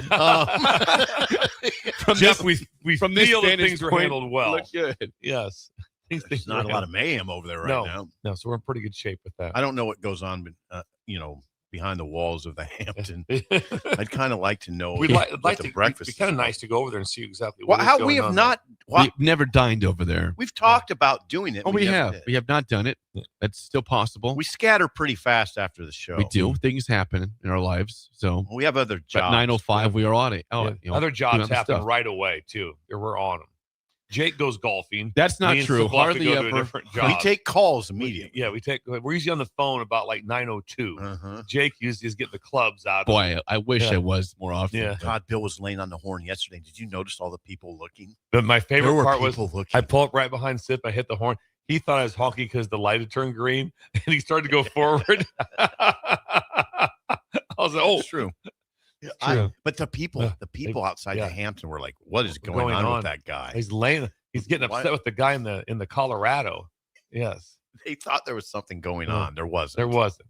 I imagine 10 years ago when you started the show that you would have cared about this news yesterday about LeBron James moving on from LA. Now you don't really love LeBron anymore, do you? Well, now hold on. I'm interested in one thing, and now we're shooting from the hip a little bit. Bill, I know you don't like to talk about the NBA, but you would be interested in this. If LeBron were to go to the Miami Heat, which is being talked about. Miami Heat, think about it. You'd have LeBron, Giannis, Bam, and Andrew Wiggins. Oh, my God. Now, Norman Powell. He might not be coming back. He might not be back. Well, you got to go find a shooter, which I think you would say like the shooters are like receivers. You just go get a shooter. Just go get one. I mean, they're out there. You can go get a 6'5" guy, the sniper, from the outside. Giannis and LeBron is an interesting combination. Come on, 40-year-old LeBron. Bam. Is he 40 or 41? Bam. Sounds like, honestly, it's like a nightmare for other teams. No, be horrible. No, be horrible. Why do you say that? Would be horrible. That would not. That 41 years old. The team chemistry of that, I don't see it. Don't see it at all. LeBron's not playing that many. He's playing about half the season at this point anyway. I don't think that's true. How many games did he play last year? Well, do the research. I'll check and see. I think you're way off on that. He missed like the first couple months. I thought the injury. Yeah, I'm not all about that. If I'm Spoelstra, I'm like going, oh no, that's not what we need. Okay, the other we don't need a 41-year-old guy to come here and draw all that kind of. Let me build my team. The other teams they're talking about are Cleveland and Golden State. Yeah, where you play with the beard, in Cleveland. I don't know. I don't know if James Harden is not a great team. I don't think you want to play with James Harden if you're LeBron. I'm with you on that. Harden drags you back, I believe. I'm surprised by your reaction. Okay, he did play 60 games this year. Right. I don't know where you got that. He missed. He's an Iron time. I just don't. No, I do not think it's a great chemistry match. I just don't think that's like this is the one piece that could really help us out. No, I don't. Oh my God! I think that those four, that is formidable. Wiggins still plays at a high level. He's okay. He's pretty average. He had a good shooting year and he still didn't make a difference. I've never seen a guy seed last year. 10 seed. Young Wiggins going to the basket. I've never seen. Well, he's not young Wiggins anymore. He's been in the league for 10 years now. He's not young anymore. Steve. 10 or more, at least 10 years. Yeah. So LeBron not coming back to LA, but also not retiring. So we'll see where he ends up, or if he's going to get a. What'd you like if you went to the Heat? They'd sell jerseys again. Him and Giannis, it'd be fun to think about, but I don't know if it would. I'm with Bill. I'm not sure that chemistry would work out at all. Bam's a good team guy. Bam, you know Bam well option. enough. You know how he interacts with his teammates. In practice, you feel really good about how he carries the team. He was asked to be a leader this year by Spoelstra, and he did a good job. In the end, the 10 seed. They went to the 10 they'll be like, seed. hey, listen, now this year, we're bringing in LeBron, so forget about that leadership. You're back to just a guy. You're back to being just over here. Bam, Giannis, Wiggins, LeBron. Wow. I don't think it's as good as you think it is. And as a Heat fan myself, I don't think that really does much to get you over the top. Well, and I don't know if it's going to happen. The mailbag and song of the day is next on Early Break in the Ticket. You're listening to Early Break with Steve Sipple, Jake Sorensen, and Bill Busch. Sponsored by Sandhills Global on 93.7 The Ticket and theticketfm.com. Nebco is hiring CDL drivers for Ready Mixed Concrete in Lincoln and Palmyra. Ready Mixed offers great pay, medical and retirement benefits, paid time off, and they cover the cost of CDL training. Apply with Ready Mixed Concrete today to be eligible for a $2,500 hiring bonus. From Nebco's beginning in 1908, it's the employees that have formed the company's solid foundation. Start your career today with Ready Mixed Concrete. Visit nebcoinc.com. That's NEBCOINC.com. At Anderson Ford, we offer a 5-day return or exchange policy, so you can make sure the vehicle you choose is the best vehicle for you. No pressure. Right now, lease a 2026 Ford F-150 for $198 per month for 36 months. Experience better at Anderson Ford. Stock number 1008623, $198 per month lease for 36 months with approved credit, 7,500 miles per year, 14,000 with signing. No security deposit required. Tax, title, and license fees extra. Residency restrictions apply. Program subject to change. Must take new retail delivery from Anderson Auto Group by 7/6/26. Hey, Jake, you know what I love almost as much as the Big Red? Big scores on the field? Good guess, but nope. Big spikes on the court? I love those too, but I'm thinking food. Like those big, budget-friendly portions you find at Buzzard Billy's. Now you're talking. I love Buzzard Billy's. I love the shrimp po' boys and the blackened chicken. You almost always find me enjoying gumbo. Big plays, big scores, big wins, Big Red. Yep, love them all, especially those big portions that are budget-friendly. Only at Buzzard Billy's, A-Market. Are you ready for a new opportunity? Check out Sandhills Global. Join a dynamic team where your skills are valued and your career can soar. We offer full-time positions with a 4.5-day work week, competitive pay, excellent benefits, and a positive work environment. From IT and marketing to sales and finance, we're looking for talented individuals like you. Apply today at sandhills.jobs and take the first step towards an exciting future. That's sandhills.jobs. Don't wait. Apply now. If you're seeking a career with a growing company, Gaina Trucking and Excavating is hiring and looking for additions to their team. Gaina Trucking has a strong team culture, competitive pay, 401ks, and benefits like health, dental, and vision. Drivers are guaranteed 40 hours per week, even in the winter months, and are home every night. Start your career today at Gaina Trucking and Excavating. Apply today at GainaTrucking.com. Husker fans, the 2026 Nebraska football season is right around the corner, and we need you there to continue to make the Sea of Red at Memorial Stadium the best atmosphere in college football this fall. You can now choose between 2 Husker football mini plans, a 3-game mini plan for only $185 and a 4-game mini plan for $225. Both plans are your best way to guarantee a ticket to the Indiana or Ohio State game. Tickets are only available while supplies last. To purchase your Husker football mini plan today or for more information, visit huskers.com/tickets. Go Big Red. Sometimes good people make mistakes. When you find yourself in need of an attorney, call Liberty Law Group. The attorneys at Liberty Law Group will defend you in court and protect your freedom to get you the best possible outcome and the justice you deserve. Trust your freedom to Liberty Law Group, the best criminal attorneys in Nebraska and Iowa. Call them today at 877-404-5238. That's 877-404-5238. Or check them out online at libertylawgroup.com. There once was a man from Nebraska who went searching for food in Alaska. When his stomach was rumbling while laying in bed, he could think of only one option, Führer's cheese spread. So he left it once and drove day and night to return back home for cheese spread delight.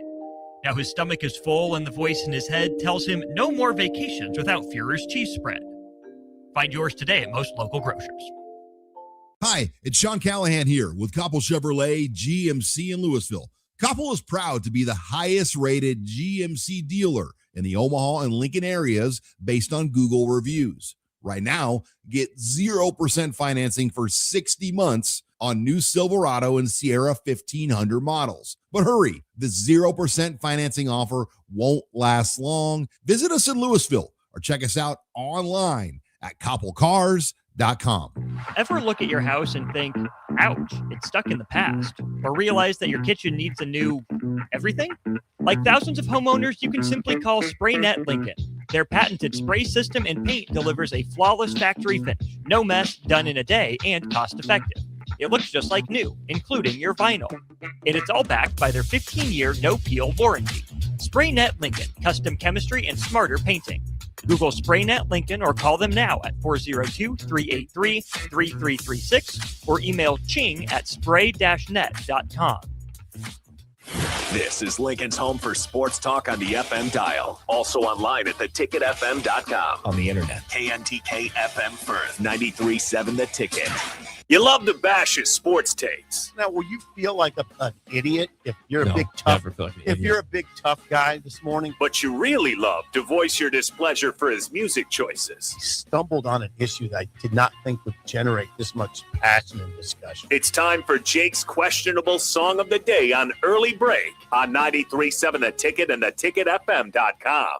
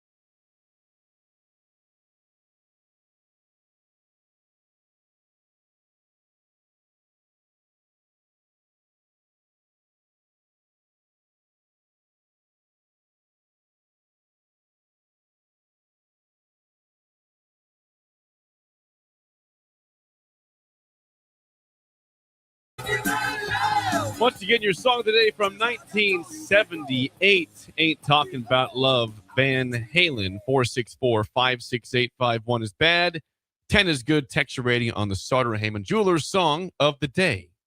Is that Van Halen or Van Hagar? That was Halen. definitely Van Halen for sure. Yeah, that's Just double check. Yeah, that's 78. David. He was still there. David Lee Roth, Yes.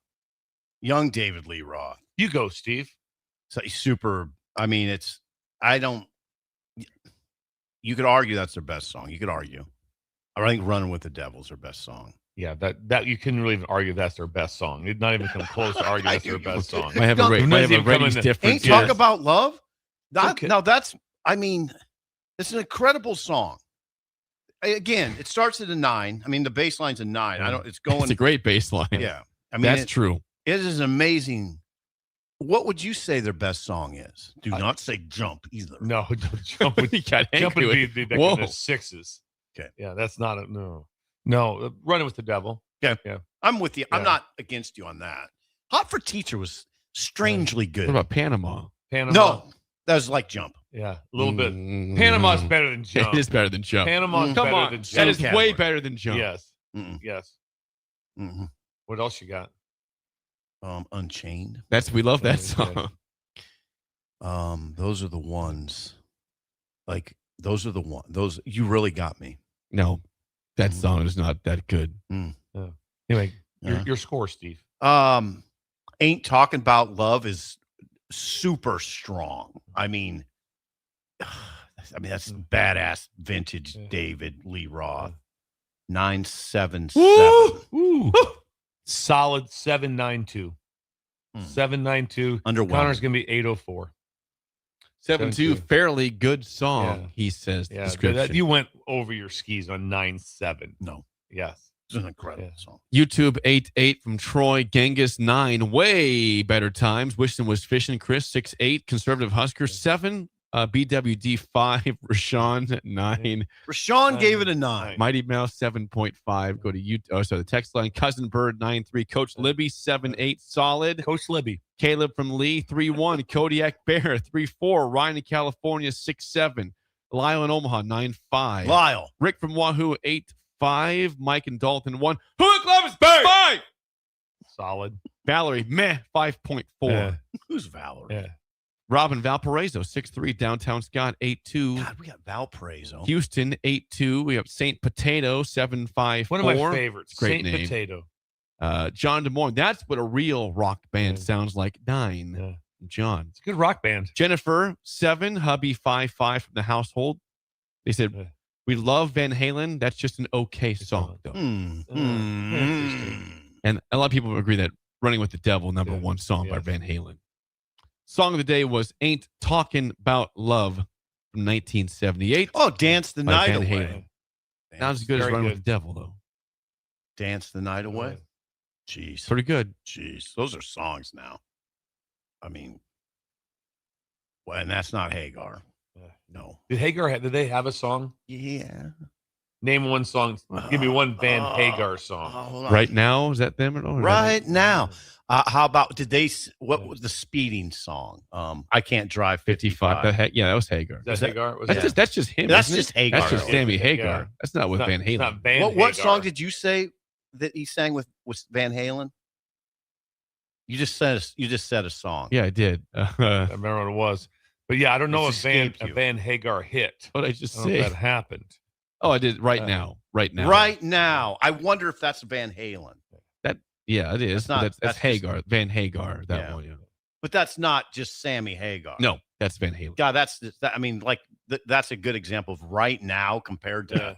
Oh my They God. changed. They Yeah. changed a lot. That's oh my God. It is time for the bag. Here we go. Just saw this from Wet Blanket with the first question on the mailbag. The blanket. He says this. You brought up Sean Eichhorst this morning. What was Sip's favorite subject to write about when Eichhorst was at Nebraska? You got 5 options for you here. Yeah.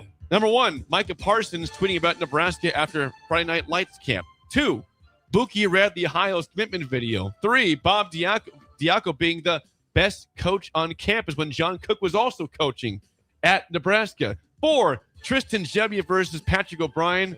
Or number 5, Keyshawn Johnson hanging around Lincoln. Your favorite headline from the Sean Eichhorst era. Go with it. The Bookie saga was over the top obnoxious. What was that? It was he was a heavily recruited defensive back from California. And He went to he kind Oklahoma. of took over the fan base. Yeah. I mean, he ended up at Oklahoma, but He did. he was committed to Nebraska for a period of time. And it did a diary in USA Today. And it was this. It was always a curiosity to me, Bill, because he was a defensive back and he was a small defensive back. He was like my size defensive back. And this was the guy that was going to save the program. Like guys that we were lost. Our defensive backs don't save the program. Yeah. All right. That's not They're going to happen. important, but they're not. Yeah, Right. They are important. The cornerback safety / guy is not the savior. Okay. I thought the Keyshawn stuff was interesting. It was. It was a big deal. I had a beer with Keyshawn up here. Where at, Jake? You can ask several people. I had some believe you. libations. You know, he was at Barry's, over here in the Haymarket. I was feeling pretty good, and I went over and talked to him, and we cheers and drank a beer together for like 10 minutes. We Cheers, talked. but then Jake talked with Keyshawn He Johnson. talked plenty. I wasn't just talking. It wasn't being knowing, hey, I'm talking at you. We had a conversation. So you weren't talking at Keyshawn. Okay. We went back and forth. I talked to Keyshawn on top of Barry's. It wasn't That like was a 12 years singer or a ago. fastball. No, that no, didn't wasn't want that. anything. Was not that. No, I did chat with But he Keyshawn. also was going to kind of save the program, right? That was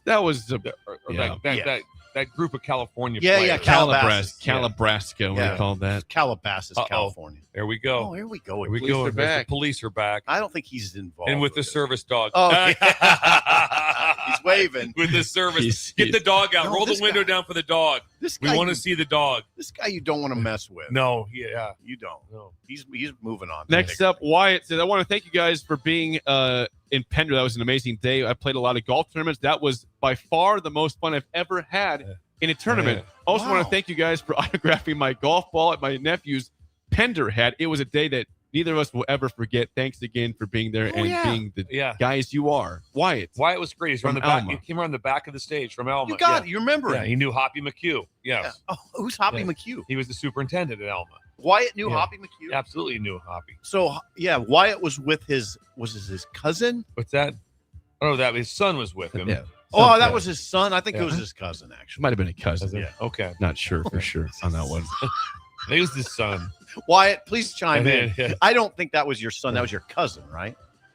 Not Maybe. sure. Michaela says, we all know what two teams we would kick out of the Big Ten Conference. Which two teams would you add? Who's that if over they there? aren't BYU or Notre Dame? Who's that over there? Blitzkrieg. Right there. Oh, look at Blitzkrieg. He's Look at dancing in Blitzkrieg. the He's car. dancing in the car. Oh, he's happy. Blitzkrieg. Gonna reread the question again. Okay. Yeah. So what two teams would you kick out of the Big Ten Conference, and which ones would you add if they could not be BYU or Notre Dame? We all know which two you'd kick out, which are Who would you kick out? that Maryland Rutgers. Probably. Yeah, get him out of here. That'd probably be the teams you'd look at. I don't know. There's a lot of teams you'd like to have in. I mean, can you steal from the ACC or from the? It's just you can't get Notre Dame or BYU in this situation. North Carolina, it comes up a lot. Yeah, I'm bringing in Clemson and Miami. Okay. Yeah, I go Clemson, Miami. Who I'd like to have in. I'd say just to be different than Bill, I'll say North Carolina. You bring that basketball institution in, Belichick, academics. It fits culturally. And Kansas. Yeah, KU would be good. Yeah. I like KU. KU I like great. KU, North Carolina. Yeah, I like that. It would be a fit I culture. kind of like the Clemson KU random. Okay. Go with that. Yeah. John Lincoln, good morning. With all of the apps that are available that allow you to watch so many programs, do you think a TV is necessary anymore? Good question. I say no. You have to watch the TV. You watch them on the TV. You can watch on the TV. So you have to have a TV. Is he talking about like cable, or is he? I think he's talking about cable. Well, we don't have cable. I don't have cable. Yeah, I don't know. I'm YouTube TV. I'm YouTube TV, and I love it. Okay. Absolutely love YouTube TV. So yeah, I agree with that. Yeah, you don't need remember the cable. old days of the box. Yeah, box. Oh, that was beautiful. Last one from Kip, and we'll get to Garth next hour. Do you have a favorite 4th of July memory that rings a bell? No, I've talked about mine. Go ahead. Well, what is it? Well, it was when we lit the bushes on fire at Hartley. It was a disaster. That's your favorite memory, though? It was funny. I mean, it was fun. I mean, it wasn't good. It wasn't. Trixie was not happy. But it was a hot summer, and it was a hot day, and it was drier than hell. And I just shot like a pop bottle rocket that went into the bushes at Hartley along the fence, and there they went up in flames. now you're in a you have all your grandkids there. Yeah. So I just went. I said, everybody go get some water, and I got the hose and drug it across the street and got it. I took care of it. There was no firefighter involvement, anything. Yeah, like that. But it happened really fast. I mean, it was like, oh God, they're on fire. I mean, it's up in flames. Yeah, we had at the cabin. Everybody would just line up those big boxes of fireworks. Just line them up along the cabin, right there. And Mitchell Borgman shot off a firework that went astray, fell over, and bounced off of the cabin into those fireworks. So all of a sudden, everyone knew that at the time my dad was coming out, was getting ready to come out of the cabin. There's a big sliding glass door. So Dad saw it happen. So he burst to go do something about it, but he didn't open up the sliding glass door. So Ron slammed into the sliding glass door. Broke and it? Did not break it, but then he was stunned. He was startled, and then there was just fireworks that had just, and so it was a massive dash. It would have been, the cabin would have exploded. The cabin would have exploded if we wouldn't have got it under control very quickly. It all happened.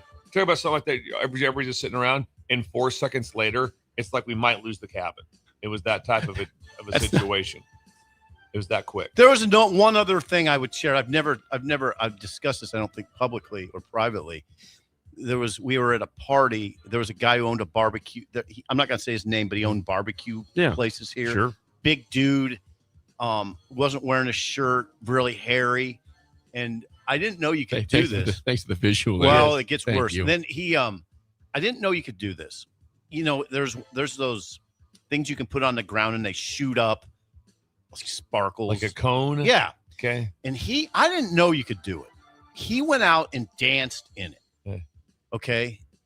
And I was mesmerized by that. And then I was in the kitchen getting some barbecue. Yeah. And he came in and the hair on his body was crackling, singed. Yeah, singed. It was an amazing sight. Was he in pain? No. No. There's libations and all that, but sure. I didn't know you could go dance. I'd never advocate that. I'd be like, what's he doing? He's just out with the fireworks. Like you're taught. No, you don't Stay back. Right. No, he just went in and danced, and then his hair on his back. You can hear the. Still going. Barbecue guy. It's amazing. Yeah, you own barbecue place. Garth's here. That is the mailbag. Hour 2 with Garth Glissman in studio. SEC. Next on Early Break on the Ticket. You're listening to Early Break with Steve Sipple, Jake Sorensen, and Bill Busch. Sponsored by Sandhills Global on 93.7 The Ticket and theticketfm.com. Lincoln's go-to for fun isn't new. It's a place that's been a staple of the city for years and is only getting better. Matson's Bowling and Billiards always has open bowling available with no long lines unlike other centers. They have live music almost every weekend and great food at EJ's Bar and Lounge with seating for 150 people. They have popular meals like the EJ Burger, pizza for the whole family, and famous EJ's Wings. Contact Sarah to book a party for friends, coworkers, or family at Matson's Bowling and Billiards just south of 48th and Holdridge. Concrete Industries has immediate openings for production laborers, operators, and drivers. Earn great pay starting at $21.50 per hour, plus health benefits, 401k, paid time off, and more. Right now, production laborers can earn a $1,500 hiring bonus, and drivers are eligible for a $2,500 hiring bonus. No experience? No problem. Concrete Industries offers on-the-job training and opportunities to grow your career. Start your future today. Visit concreteindustries.com. Go Hog Wild Pit Barbecue. Hog Wild will be open on the 4th of July, serving up our award-winning barbecue. Pick up a slab of slow-smoked ribs and a family pack on the way to your celebration. They come loaded with your choice of meats and sides, complete with buns and our famous Hog Wild sauce. Order online at gohogwild.com. Hog Wild Pit Barbecue, 3210 Cornhusker Highway in Lincoln. But don't be late, we close at 8. When something breaks, you want someone you can trust to fix it right. Empire Repair is now open in Waverly and ready to serve our community with reliable auto repair and maintenance. From routine service to bigger repairs, our team is here to keep you on the road. Stop by Empire Repair in Waverly or call 402-786-2224 to schedule your service today. Empire Repair, proud to serve Waverly. Hey, Nebraska sports fans. This summer, professional tennis returns to Lincoln. Watch rising stars of the ATP Tour compete for over $100,000 in prize money for the 2026 Lincoln Challenger from July 12th to the 19th at the Sid and Hazel Dillon Tennis Center. Witness top tennis pros compete right here in Lincoln and experience tennis close-up like never before. To purchase tickets or to sign up for volunteer opportunities, please visit www.lincolnchallenger.com. Not just a stop, a stage. Lincoln Challenger 2026. Ever look at your house and think, ouch, it's stuck in the past? Or realize that your kitchen needs a new everything? Like thousands of homeowners, you can simply call SprayNet Lincoln. Their patented spray system and paint delivers a flawless factory finish, no mess, done in a day, and cost-effective. It looks just like new, including your vinyl. And it's all backed by their 15-year no-peel warranty. SprayNet Lincoln, custom chemistry and smarter painting. Google SprayNet Lincoln or call them now at 402-383-3336 or email ching@spray-net.com. Where there's smoke, there's flavor, and there's plenty of that at the Smokehouse at Super Saver in Russ's Market. Award-winning old world recipes made in Lincoln since 1984 with many flavors and smoked sausage and brats to choose from. The Smokehouse has something special for every season: brats and sausage for the grill, beef sticks and beef jerky for snacking, and smoked salmon, smoked turkey, and smoked hams for your holiday feast. Stop by the Smokehouse at Super Saver in Russ's Market today to fulfill your search for real flavor. Hey, Jake, you know what I love almost as much as the Big Red? Big scores on the field? Good guess, but nope. Big spikes on the court? Love those too, but I'm thinking food. Like those big, budget-friendly portions you find at Buzzard Billy's. Now you're talking. I love Buzzard Billy's. I love the shrimp po' boys and the blackened chicken. You almost always find me enjoying gumbo. Big plays, big scores, big wins, Big Red. Yep, love them all, especially those big portions that are budget-friendly. Only at Buzzard Billy's, A-Market. Select Plumbing and Utility has been serving Lincoln and the surrounding area for 14 years, and they're not slowing down. Select Plumbing and Utility handles all your plumbing needs, from faucets and water heaters to full renovations, and they can even help with your heating and cooling needs. They're also Lincoln's underground experts, repairing and replacing broken underground water and sewer lines since day one. Contact Select Plumbing and Utility today at 402-560-6197, assuring excellence in every situation, opportunity, and challenge. That's 402-560-6197. Are you looking for an exciting new way to put your skills to work? Explore new career options in the fintech industry at Currency, a Sandhills Global company. We offer full-time positions in financial sales, compliance, operations, and other fields. We also offer a 4.5-day work week, an attractive benefits package, and opportunities for advancement. Put your motivation to work and grow with us at Currency.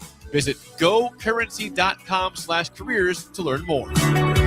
Husker fans, the 2026 Nebraska football season is right around the corner, and we need you there to continue to make the Sea of Red at Memorial Stadium the best atmosphere in college football this fall. You can now choose between 2 Husker football mini plans, a 3-game mini plan for only $185 and a 4-game mini plan for $225. Both plans are your best way to guarantee a ticket to the Indiana or Ohio State game. Tickets are only available while supplies last. To purchase your Husker football mini plan today, or for more information, visit huskers.com/tickets. Go Big Red. Wake up, Lincoln. I overslept. Damn rooster didn't crow. It's time for Early Break, sponsored by Pinnacle Bank. Live from Lincoln, America.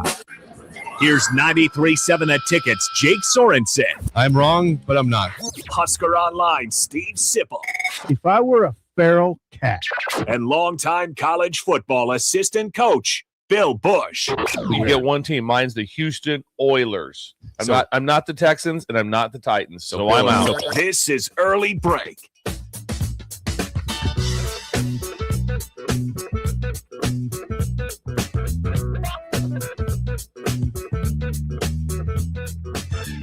Welcome back to Hour 2 on a Wednesday. Steve Sipple, Jake Sorensen, Bill Busch on Early Break. Hour 2 sponsored by our friends at Pinnacle Bank. So the promotion is over. We have a new promotion starting up next week for the mortgage. But Pinnacle Bank member FDIC, Chris Lauer, Adam Lenz, and Marlon Lyons still will be there for your mortgages if you'd like to do a mortgage with them. Bill?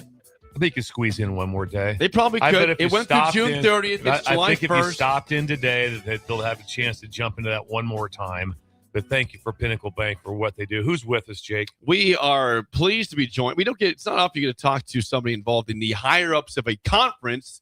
That's Garth Glissman with us, the SEC Associate Commissioner. Garth, thank you for joining us in the studio. Good to see you here. Jake, thanks for having me. Good to be back in my hometown. And want to compliment the three of you for taking your show on the road to Pender, Nebraska. Bill and I have Pender roots in common. My grandma still lives in Pender. Your grandma lives in Pender. My 95-year-old grandma lives in Pender. My dad was born and raised there. My uncle went to high school with Bill. Yeah. And we'll be there. Yeah, Brett Glissman. Dad is Blaine. Yes, like that. So deep Pender roots. We will be there for 2 nights later this week. Oh, very nice. And I woke up, I think it was Friday morning. I woke up to your set on Main Street, Pender. My Uncle Brett was at the show. He was there. Sent me some pictures. Nice. And that to me is the beauty of sports. Brings people together, brings communities together. I know it meant a lot to the community of Pender. So just wanted to commend you for that. Thank you very much. I appreciate that. Just think about this. Garth's coaching high school basketball here in Nebraska. And then next thing you know, he's the number 2 guy at the SEC. And that's a big jump. That's got some Pender roots. That has some Pender roots. I don't think, but just walk us through that briefly, just about how again this all happened. Like I said, you're coaching basketball, high school basketball here in Nebraska. You're also a lawyer at the time, and then next thing you know, you're whisked off. You're in the NBA, and now you're at the SEC. How does that happen? That was an overly charitable description of my career path, Bill, but very kind of you to say. So about 10 years ago, I was coaching high school basketball just a few minutes from this studio. I was coaching at Parkview Christian, and I was an attorney in Omaha, Nebraska at that time at QTAC Rock. So I was living in downtown Omaha, right by the firm where I worked, and I had been there for about 7.5 years. I coached high school basketball starting when I was in law school all the way through until I left for the NBA in 2016. So I had this kind of strange dual existence. I was a corporate attorney during the day, and I was a head high school basketball coach at night. And somehow that tripped a wire at the NBA when they were looking for a basketball lawyer. And so the NBA recruiter reached out to me and he said, let me get this straight. So you're a lawyer and you're a high school basketball coach, both at the same time. He said, do I have that right? I said, yeah. He said, well, that's what I was hoping you were going to say, because we're looking for a basketball lawyer. So I went through a 6-month interview process with the NBA. Finally, they hired me. I think initially when they started to interview me, they had me in mind for a role with the then D League, now G League. Okay. But after 6 months, I think they felt like I was ready for the big show. So I got hired to work with the NBA right away. It was a transformational experience for me. I remember my first week on the job, I'm in a meeting with Adam Silver, and he's calling on me. You and Adam Silver, and he's asking you questions. And I was fortunate because there were about 400 employees at the headquarters in Midtown Manhattan in New York City, and not all 400 employees get to have direct interaction with Adam. But just by virtue of the role that I was in and the timing at which I came in and how the organization was structured at that time, I got very early exposure to Commissioner Silver. And so that continued for 7.5 years, and I learned a ton. I had really developed into, a strong number two. I was that really, I guess, you can relate, successful assistant coach, to make it an analogy. But I wanted a chance to lead. And my wife and I also, we had just had our second child, and, the thought of raising 2 little kids in New York City was a little tough for us to envision, coming from, my wife's also from Nebraska, 2 Nebraska kids. And so an opportunity to lead and live in a community that we thought would be better for our family in Birmingham is really why I transitioned to the SEC. And so the SEC gave me an opportunity to lead all things men's basketball, to really have an area where I could lead. And then since then, I've layered on some additional responsibilities. Anytime you do a job, you want to do a little bit more work, a little more responsibility with each, increment of time that you're there. So that's been the case at the SEC. I've added on some more responsibility, including some football and some work on the revenue side. So it's been a great 3 years in the SEC, and the decision to move down there and an opportunity to lead and put my family in a good position. All of that has come to fruition. So your last year with the NBA was 2023. I left the NBA in August of 2023. And at that point, you were the vice president of basketball operations. Is that right? Okay. And so you're essentially number 2. No, I was not. I was not number 2 I in always the thought of it NBA as writ number large. 2. We see you as almost number 1. That's the deputy We see commissioner. 1A and 1B, and that was Garth. That's why I said it was an overly charitable description. So you were number 2. Thank you. Okay, you weren't number 2, but you were vice president of basketball. I got great opportunities to learn. It was a life-changing experience for me. Just imagine moving to Manhattan, and I'm going to the NBA office every day, and the commissioner is calling on me in meetings. That happened pretty quickly. I know I'm not trying to make you, Commissioner Silver's a arrogant. lawyer. And so, the way lawyers process is it's kind of this, questioning, this interrogation of sorts. So the NBA league office has a law firm ethos. David Stern was a longtime attorney. Adam Silver's an attorney. So the training that I had as an attorney was actually really helpful because there's just very much a lawyerly ethos to how the NBA league office operates. So there was a lot of newness to working in New York City, where I'd never worked in professional sports. So there was a lot to learn, but I also, given my legal background, I think I fit in pretty well. All right, let's get down to brass tacks here. Let's, Bill, you wanted to start with the playoff we did. discussion? We really appreciate Garth attacking this with us. So one of the biggest conversations is the playoffs and the size of the playoffs. On the stool, we're pretty locked in. We kind of think 12's okay. Yep, but we're up for anything to listen to. It's very clear the Big Ten wants 24 and the SEC does not want 24. Can you please walk us through what it's like in the discussions, or how this is going about with in the SEC when you guys talk about this? The Big Ten is a valuable partner for the SEC. We have a very good relationship with the Big Ten.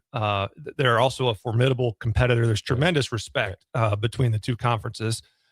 Inevitably, there are going to be points of difference with respect to how the industry should evolve. And so it's well documented that, there's different thoughts on the size of the football playoff. In my opinion, one of the beauties of college football, is the fabric of the regular season. Every Saturday means something. In the 90s, when Nebraska was winning its national championships in football, you really couldn't afford one misstep, right? That's why the miracle, Matt Davison catch at Missouri on the road in 97 means so much, because we all know that if we had lost that game, there's probably no way to get back into the national championship picture. Yeah. So that's evolved over the years, a 4-team playoff, now a 12-team playoff, but the regular season still means a lot in college football. Every Saturday means a lot. And to me, that is, and I think in the SEC view of the world, that is part of the pageantry of college football. If you expand to 24, you will have the unintended consequence of reshaping the dynamics of the regular season. Regular season games will not mean as much. And because I spent more time in pro sports than I have back in college sports now, you look at pro sports and what happens towards the end of an NFL regular season. You see teams resting guys. And I don't think it's a stretch to say that the same would happen in college football if you get to a 24-team playoff. I do think you would see teams resting guys. At a minimum, games would not mean nearly as much. And There's also, no way they could. With 24 teams, it could mean as much to get in. It wouldn't mean as much. And also, you think about the calendar of the college football season. Historically, the games, some of the most iconic traditional rivalries happen on the last play date of the regular season. So it used to be Nebraska, Oklahoma. Now it's Nebraska, Iowa. In the SEC, it's the Iron Bowl, Alabama, Auburn. So can you imagine a scenario where you have a team that's locked in to go to the 24-team hypothetical, football playoff, and they're Michigan, Ohio State. They're resting their starting quarterback. Michigan, Ohio State's resting. Yeah, Bo Jackson. In one of the most iconic rivalries in the sport. And I think that may seem far-fetched, but I have an operating theory when I came from pro sports that for better or worse, college sports looks more like pro sports every day. And so when I talk to our coaches, and there's so much uncertainty in college sports, one of the ways that I try to help them see where I think the future is headed is let's look at history lessons from pro sports. This one isn't that hard. You can look at what happens to the regular season when a playoff field expands. And also I would note that we've done a lot of research at the SEC about playoff expansion in different major pro sports leagues, both college and pro in the United States. And it would be an unprecedented expansion to go from 12 to 24. If you just think about it, think about how the NFL playoffs have expanded over time. Think about the college, you went from a national championship. Well, first of all, there was no national championship game. Then you went to the BCS, those 2 teams. Then you went to 4. Then you go to 12. Now 24. To double it, not long after you were at 4, there's no precedent for that type of change in terms of the number of teams in the playoff. And I can promise you there would be unintended consequences. And the dilution of the regular season is highly likely. I just wonder what Petiti would he say if he was sitting right there. Right now, counterpoint, like the lawyer here has pretty much nailed it. Would you guys agree? It also appears that at the SEC, you guys weren't sitting around the table and said, "What do you guys think? 12 or 24?" And you just raised your hand and okay, that's what we're going to go with. 24 sounds okay. So, okay, it sounds okay. 12, maybe not. I mean, the research that was done. On this, it wasn't just kind of we just think 12's the number. Well, you know that Nebraskans love sports, and Nebraskans are smart and entrepreneurial and all that. I would put it out to your listeners. Can any listener think of a precedent that would support going from 4 to 24 teams in less than a decade? Yes. Separate question: can anyone think of precedent for doubling the playoff field from one year to the next? No precedent? Based on our research in terms of major U.S.-based sports leagues, unprecedented. And you look at college basketball, Mm-hmm. there was a fair amount of controversy about expanding the field from 68 to 76. Okay, that's at the margins. That's incremental expansion. That's not going to fundamentally change the regular season. And no one wanted it. Nobody wanted it, although I think there's actually a lot of merit to the expansion. We can get into that if you want. But we will. Doubling the field from one year to the next is, based on our research, unprecedented. It would change the nature of the regular season. And so those are the issues the SEC is wrestling with. Jake, let's just go right to what is the merit of expanding the NCAA tournament to its 76? What is the merit? Because we've been vociferous against it. Fans are opposed to it, and I think if I was just a fan, I would probably feel the same way. If you look throughout history, the NCAA men's basketball tournament has incrementally expanded. Recent expansion has not caught up with the size of the expansion of Division I membership. So on a percentage basis, so you understand, like you think back to when How many are there now? Division I basketball? 365-ish. Okay. Yeah. So when I was in college, UNO was playing Division II college basketball. That's not that long ago. So there's a lot of UNOs and North Dakota States and South Dakota States and South Dakotas that have come online in the last 20 years, but expansion has not kept pace. Okay. So on a percentage basis, we were due for expansion. Okay. Then you look more deeply, and if I was as an SEC administrator, or if I was a Big Ten fan, I would be in favor of expansion of the NCAA men's basketball tournament because it will mean more access. So we've done the research at the SEC. On an average year, we think the SEC will get one more team in the men's basketball tournament in the new format. I think the same is probably true for the Big Ten. In a particular, you may actually get two more teams. So it is not a stretch to say that in the next 5 years, Nebraska could be a beneficiary of the expanded field, get into the tournament when they wouldn't have otherwise. And then the next argument that fans go to is, well, those teams don't deserve to be in. And in response to that, I would cite some recent historical precedent. In the SEC, in the last 2 years, we have had two teams go sub 500 in SEC play, make the Sweet 16. Who's that? Who's Arkansas in 25, Texas in 2026. Texas is an interesting example because Texas was the last SEC team to make the field this past year. They played in the first four in Dayton, made it all the way to the Sweet 16, and lost to a very good Purdue team at the buzzer on a tip-in. So they were right there knocking on the door of the Elite Eight.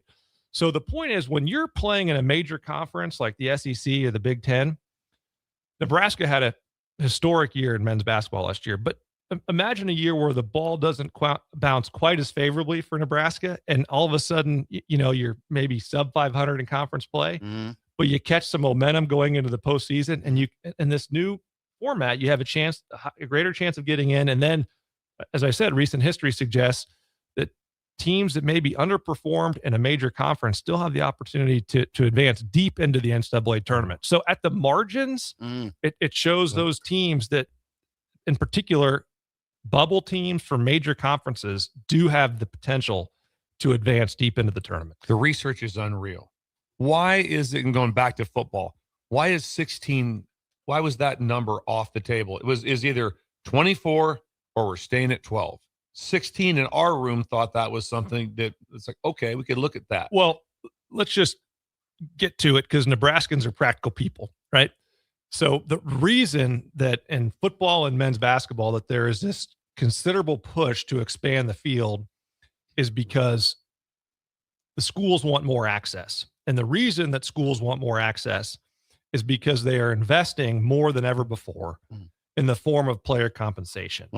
And it is a really difficult position to be in as a head coach or an administrator to have, ask so much from your fan base for purposes of player compensation and then not even to make the postseason. Right. So if we're being candid, the push to expand the postseason is about relieving the pressure on the campus level because it allows coaches and administrators to point to some type of objective success and say, we had a successful season. your investment in our roster, therefore, was worth it. That makes sense. Now, the SEC has made a point. Correct me if I'm wrong. I thought that Commissioner Sankey said you guys went to 9 games, which is big in the SEC, which everyone feels had to happen. But didn't he also say that it is advised or should be looked at to play one Power 4 conference? Mandatory. It's mandatory. SEC mandatory. Okay, explain that. And I think that part of the discussion was omitted from the earlier criticism of the SEC only playing 8 games. So the old policy was 8 SEC games plus 1 mandatory P4. So you'd have a minimum of 9 P4 per year under the old system. Okay. So beginning this year, the SEC will play 9 SEC games, but the requirement to play 1 Power 4 non-conference game is still intact. So it's actually 10 Power 4 games, 9 of which are SEC conference games.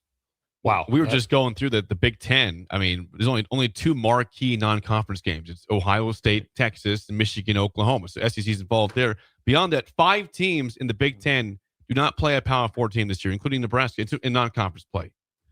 So, I mean, the Big Ten has watered it down in terms of their levels of schedule. And so I think we understand what you're trying to say about the SEC. They're still playing great teams outside of the conference play. And this is where this is somewhat heretical to say, especially in these parts of the country and also in the Southeast. This is where college football needs to learn from college basketball. And what I mean by that is college basketball has evolved to the point where there are accepted metrics and methodologies pursuant to which teams and their strength of schedules are evaluated for purposes of postseason selection and seeding. In college football, we are still stuck in an antiquated world of holding a loss against a team and in many ways treating losses as the same when not all losses are created equal. College football needs to evolve in terms of data-driven methodologies for purposes of evaluating resumes, much like they do in men's basketball. We don't, which is what? What are we talking about? Metrics. Well, Gary Palm. You guys became basketball experts this past year because Nebraska was having we are season, right? And actually, we are. We're more NBA now. experts. Yeah. And so when you were evaluating Nebraska's seeding possibilities, you were talking about their net ranking and quad 1 wins, and there's other metrics, the Ken Palm rankings. Not sure how far you went down that rabbit hole, but certainly you're familiar with the net and quad 1. Right. College football doesn't have any of that. Nothing. Type We've of hit on that on accepted this metrics. show 100 times. We have. And the reason why college basketball is ahead is because college basketball has decades of experience selecting and seeding the tournament bracket. And college football has just operated a different way. So college football going forward will have to essentially jointly develop some industry accepted data-driven methodologies such that teams are not disincentivized to schedule tough non-conference games. Sure. Is that, I wonder if it's in the works. I mean, think of the person who developed that, the equivalent of the net in college football. That'd be incredibly valuable, right? Now, I want to ask you this. How unwieldy is the impasse between the SEC and the Big Ten? I mean, is it, can there be, is somebody going to give ground at some point? I think a lot of would you defer to Sankey on that one? Well, calling it an impasse, I think, is in many ways a media-driven characterization. I'm in the media, so I was talking to one of my counterparts at the Big Ten just yesterday, and he calls and he wants to talk shop on a couple matters, and I say, hey, I'm in Big Ten country. I'm in Lincoln, Nebraska today, so we have this healthy working relationship. It doesn't mean we agree on every single point. When it comes to the SEC's official position, obviously I would defer to Commissioner Sankey. It's important we speak with one voice. So I don't know where that stands, but it is accurate to say that under the current college football playoff format, that the SEC and the Big Ten have disproportionate voting rights, so to speak. So there won't be a format change in all likelihood until the two conferences get on the same page this year. All right. If you have any questions for Garth Glissman, please text us 402-464-5685. Can you stick around for another segment, Garth? much as long as you All want. right, hey, Let's then do we it. can ask about the Yes, Garth will be here Nielsen till 10. The Nielsen rating. Yes. That's on the other side here on Early Break on the ticket. You're listening to Early Break with Steve Sipple, Jake Sorensen, and Bill Busch. Sponsored by Pinnacle Bank on 93.7 The Ticket and theticketfm.com. Nevco is hiring CDL drivers for Ready Mixed Concrete in Lincoln and Palmyra. Ready Mixed offers great pay, medical and retirement benefits, paid time off, and they cover the cost of CDL training. Apply with Ready Mixed Concrete today to be eligible for a $2,500 hiring bonus. From Nevco's beginning in 1908, it's the employees that have formed the company's solid foundation. Start your career today with Ready Mixed Concrete. Visit NevcoInc.com. That's NEBCOINC.com. At Anderson Ford, we offer a 5-day return or exchange policy, so you can make sure the vehicle you choose is the best vehicle for you. No pressure. Right now, lease a 2026 Ford F-150 for $198 per month for 36 months. Experience better at Anderson Ford. Stock number 1008623, $198 per month lease for 36 months with approved credit, 7,500 miles per year, 14,000 with signing. No security deposit required. Tax, title, and license fees extra. Residency restrictions apply. Program subject to change. Must take new retail delivery from Anderson Auto Group by 7/6/26. Where there's smoke, there's flavor, and there's plenty of that at the Smokehouse at Super Saver in Russ's Market. Award-winning Old World recipes made in Lincoln since 1984 with many flavors and smoked sausage and brats to choose from. The Smokehouse has something special for every season. Brats and sausage for the grill, beef sticks and beef jerky for snacking, and smoked salmon, smoked turkey, and smoked hams for your holiday feast. Stop by the Smokehouse at Super Saver in Russ's Market today to fulfill your search for real flavor. Sometimes good people make mistakes. When you find yourself in need of an attorney, call Liberty Law Group. The attorneys at Liberty Law Group will defend you in court and protect your freedom to get you the best possible outcome and the justice you deserve. Trust your freedom to Liberty Law Group, the best criminal attorneys in Nebraska and Iowa. Call them today at 877-404-5238. That's 877-404-5238. Or check them out online at libertylawgroup.com. Big value and big flavor meet at Wings and Rings thanks to the all-new delicious Duo Combo. This is the one you've been waiting for. Get one half-sized appetizer and 2 entrees with a side for only $19.99. Bring a friend for the best deal in town on any day of the week, during game time, or whenever the heck you want. Their made-to-order wings and chicken sandwiches are waiting for you at their 68th and O and 40th and Old Cheney locations. Stop by Wings and Rings and celebrate every day with the best meal deal in town. Select Plumbing and Utility has been serving Lincoln and the surrounding area for 14 years, and they're not slowing down. Select Plumbing and Utility handles all your plumbing needs from faucets and water heaters to full renovations, and they can even help with your heating and cooling needs. They're also Lincoln's underground experts, repairing and replacing broken underground water and sewer lines since day one. Contact Select Plumbing and Utility today at 402-560-6197, assuring excellence in every situation, opportunity, and challenge. That's 402-560-6197. Are you ready for a new opportunity? Check out Sandhills Global. Join a dynamic team where your skills are valued and your career can soar. We offer full-time positions with a 4.5-day work week, competitive pay, excellent benefits, and a positive work environment. From IT and marketing to sales and finance, we're looking for talented individuals like you. Apply today at sandhills.jobs and take the first step towards an exciting future. That's sandhills.jobs. Don't wait. Apply now. Are you looking for an exciting new way to put your skills to work? Explore new career options in the fintech industry at Currency, a Sandhills Global company. We offer full-time positions in financial sales, compliance, operations, and other fields. We also offer a 4.5-day work week, an attractive benefits package, and opportunities for advancement. Put your motivation to work and grow with us at Currency. Visit gocurrency.com/careers to learn more. Are you looking for a place to host company get-togethers, team meetings, or group events? Back 9 Golf in South Lincoln is the perfect place to host your gathering, with private bays available to meet with clients while you swing the sticks and improve your game. Back 9 Golf offers traditional golf opportunities while also providing fun games and activities available for non-traditional golfers on their top-of-the-line full-swing simulators. Learn about their corporate memberships today and gather your favorite groups together at Back 9 Golf in South Lincoln, just off 14th and Pine Lake Road. When something breaks, you want someone you can trust to fix it right. Empire Repair is now open in Waverly and ready to serve our community with reliable auto repair and maintenance. From routine service to bigger repairs, our team is here to keep you on the road. Stop by Empire Repair in Waverly or call 402-786-2224 to schedule your service today. Empire Repair, proud to serve Waverly. We're on the air. Back Well, party's starting early today, isn't it? to more of Early Break on 93.7 The Ticket and theticketfm.com.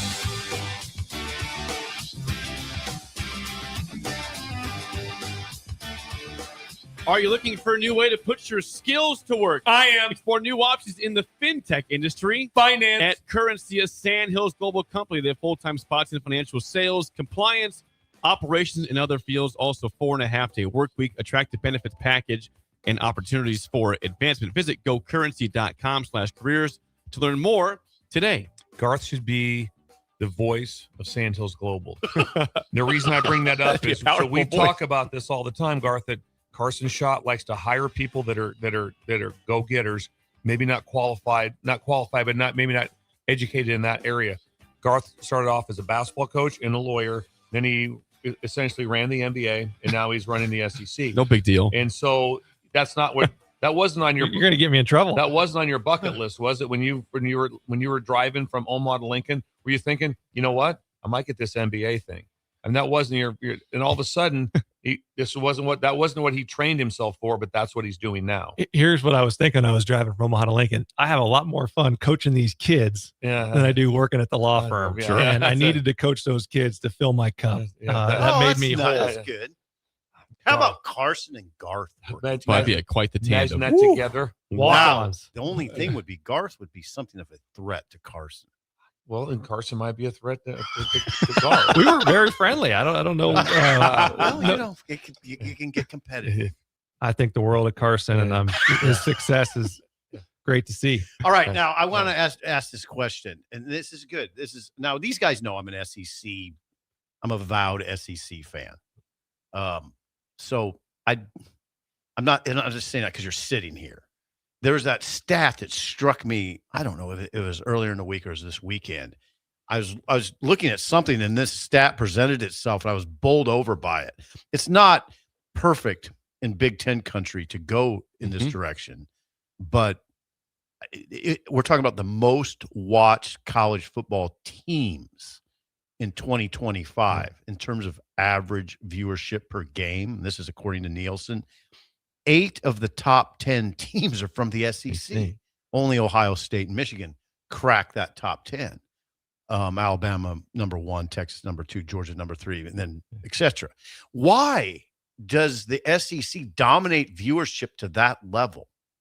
I think there's a macro and a micro explanation. So we'll start macro. The population trends are incredibly beneficial for the Southeastern Conference. You think about the part of the country that has grown the fastest Southeast in the last 10, 20 years. It's the Southeast. Texas and Florida, no states in this country are growing at that rate in terms of population growth, economic growth. And then Georgia, Tennessee, I mean, across the board in the Southeast, there's been explosive population growth that has transcended into enrollment growth. Yeah. So you have a lot of macro demographic shifts working in the SEC's favor in that regard.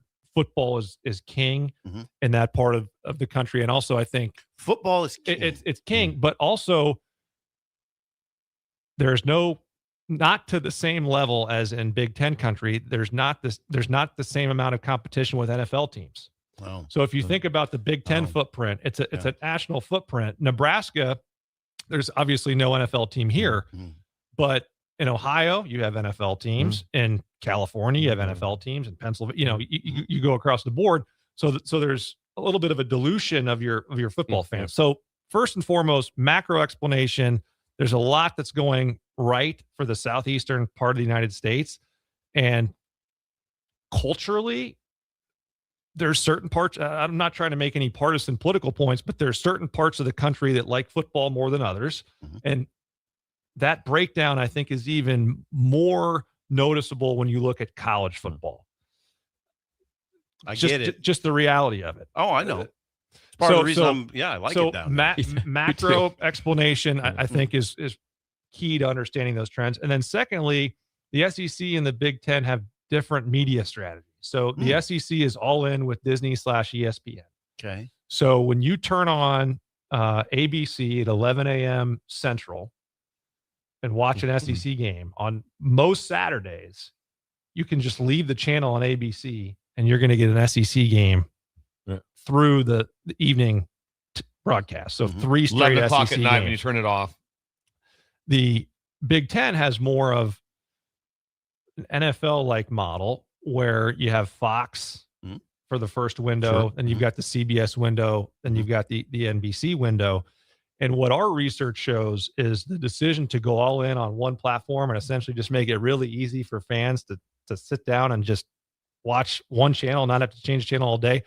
That's been a good strategy for us so far. Oh, I never thought of that. I never thought of it that way. I mean, part of the appeal of the SEC is it's all in one region.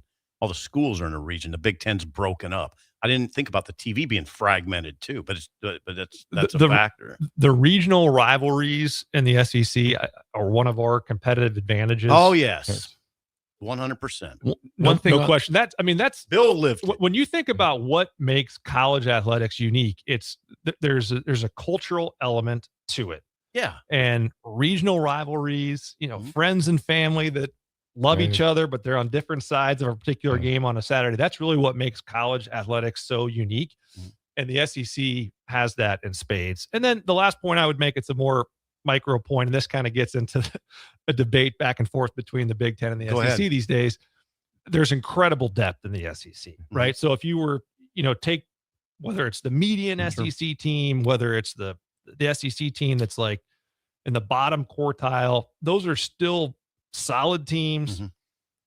People want to watch those games. Those teams have a lot of future NFL players on them. And so that depth can obviously drive overall viewership numbers higher. Whereas I think it's fair to say, and as I was thinking about this segment, the last thing I wanted to do is come in here today and make some, sound like an SEC homer. I don't mind. That's not my. You do work the road. Agenda. You are high up with the SEC. But I think it's fair to say that at least in recent years, the results would show that the Big Ten is strongest at the top, as evidenced by 3 consecutive national championships. But there's also data to suggest that the SEC is the deeper conference in terms of as you just go down the standings. I think any fan would agree with that. And so it'd be counterintuitive to push back. Yeah. So the depth of the SEC becomes an NFL-like TV product in that you have more competitive games on a weekly basis, and that creates higher overall viewership. What good answers? What is the thought process? Because we all do on this show push back on when you guys are sitting there going like, okay, the SEC, our best games at 2:30 and the Big Ten's best games at 11 a.m. Because that we just feel that the 11 a.m. game is a just. I mean the game. The stool. I mean, I know this, and when I played in a coach in several of those SEC 2:30, 3:30. Whoa! I mean, it's insane what that feels like with that game when at the time it was CBS. Now it's changed, but when that game came on at 2:30, 3:30 Eastern. I mean, the whole world was watching that game. How about a night game in Tiger Stadium in Baton Rouge? A night game. That was craziness. I mean, the play night games in the SEC was incredible. But the 11 o'clock game, that's another advantage for the SEC, isn't it? That they had the 2:30 window and the night window where the biggest game in the Big Ten is at 11 a.m. Well, that's a function of the differing media strategies. And so I mentioned that the Big Ten has a fragmented media strategy where you have different networks with different windows. And so Fox's premier Big Ten window is the 11 a.m. Central window. And so the way it works for NFL and even the Big Ten, the networks essentially contractually own slots in a draft. So every year the networks draft games. We don't have that dynamic in the SEC because we only have one TV partner. So if Fox, by virtue of its draft pick, picks a game, and that's going to be its best game of the week. It's going to play that game at 11 a.m. Central. Yep. If NBC drafts that game, they're going to put it in the evening slot. So it's not. I mean, it's part of the system design that the Big Ten has all these 11 a.m. Fox games, and that's where Fox is naturally going to put their best games. So in the SEC, we can mix and match. All of our best games are on ABC. So, the Big Ten has done a lot right. Again, enormous respect for them. They're a formidable competitor. Economically, they've done a lot right. They're actually generating more revenue than any other league at this point. But I do think the SEC media strategy has some unique advantages that have contributed to our viewership numbers. Is it a concerning element in the discussions in the SEC offices that the Big Ten has won 3 straight national crowns? Is it something that is it a concern of any sort? The results speak for themselves. That's the beauty of competition. I think the SEC we have a lot of confidence that we're going to compete at the highest levels in the sports that matter most. And there's Coach Busch, you know this better than I. You've covered great football for many years. The margin of error when you're competing for a championship is pretty slim. Maybe not when you have Joe Burrow and Jefferson and Jamar Chase, but that helped. That was a historic season. But the point is, you think back to the last 3 seasons, and could something have happened a little differently in those playoff games where you have a different outcome? And that's not to take anything away from the Big Ten, but the margin of error is very slim. I look at the SEC this year in football. I think there's going to be really good quarterback play. I mean, there's 6 or 7 elite quarterbacks in the SEC this year. I think to play high-level college football these days, you need to have strong quarterback play. And so I think the quarterback play in the league bodes well for us in the 26 season. But as it relates to the SEC standard is national championships, and of course it's bothersome when you don't meet your own standard. Well, obviously, baseball, you've won 7 in a row. Is that right? 7, and the SEC's won, I think, 7 in a row. 7 in a row in baseball. Last year, obviously, Florida was the champion, and the Big Ten won it this year in basketball. But like I said, it's not like that. But it's still football still gets a big view, right?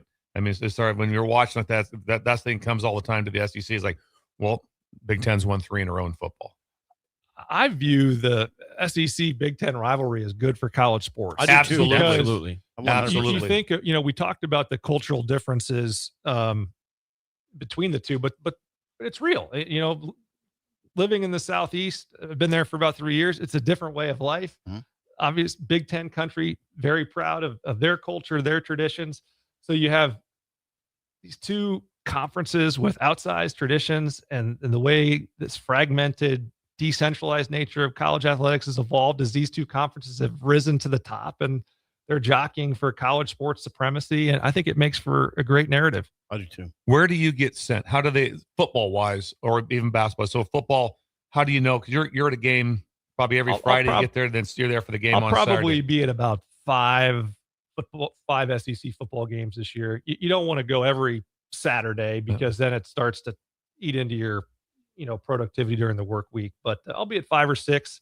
It's a collective effort across the staff in terms of who goes where. Obviously, Commissioner Sankey gets his first pick, so I'm typically at a game. He's usually at the best game of the week. What do you have? What are your duties?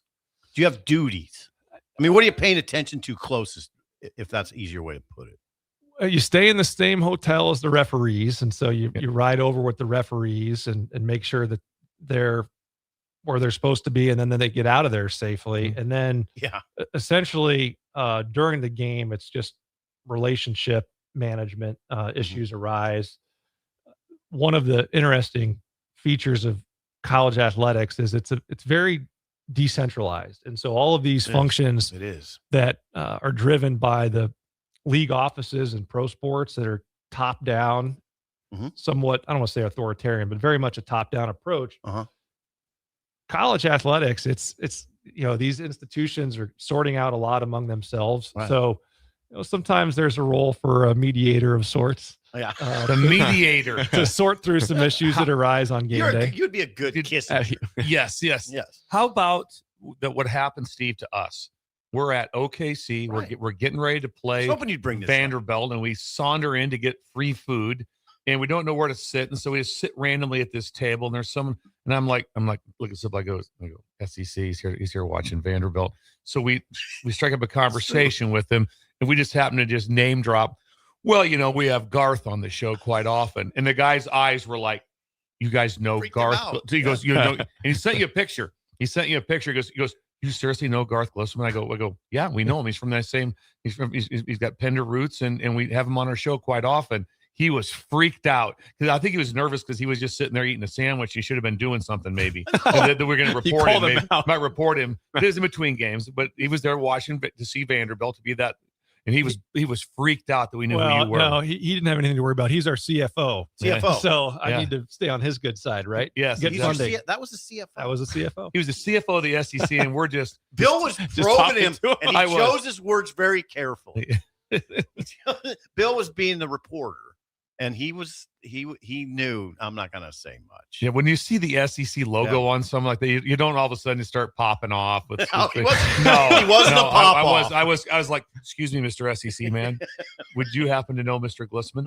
And that's how the conversation got started. Yeah. You said Mr. SEC man. I think so. I think it might have been Mr. Sir. But yes, I was being CFO. Yeah. Wow. Yeah. We're just sitting there having a sandwich. Just having a sandwich with me and Simple, the three of us. We broke bread. Yeah. It was awesome. You guys can strike up a conversation with anybody. Might be why you have such a popular radio show. Just natural conversationalist. Wow, decentralized. Do you wish it was more centralized in college sports? It is decentralized. We always talk about it. We don't use that term, but it is decentralized. Having experienced both pro sports and college sports, the reality is that many of the college sports issues arise from a highly decentralized governance model. And the best example of that is that in pro sports, by virtue of the combination of the collective bargaining agreement and league bylaws, they resolve all disputes within the league. Yeah.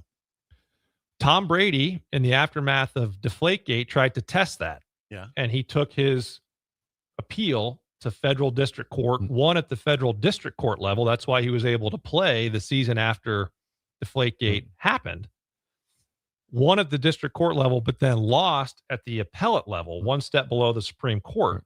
And that's why a year later, his suspension was reinstated. And so he missed 4 games, a full calendar year after Deflategate happened. So ultimately, the Brady Deflategate precedent strengthens the ability of pro sports leagues to keep all disputes in-house. You're not taking a grievance from a pro sports league and getting that into court. That's going to be resolved through the league's private resolution procedures. The Brady Deflategate matter is the best illustration of that. College sports has lost its ability to govern. If you don't like an outcome with respect to player mobility, player eligibility, player compensation, you just find a friendly judge.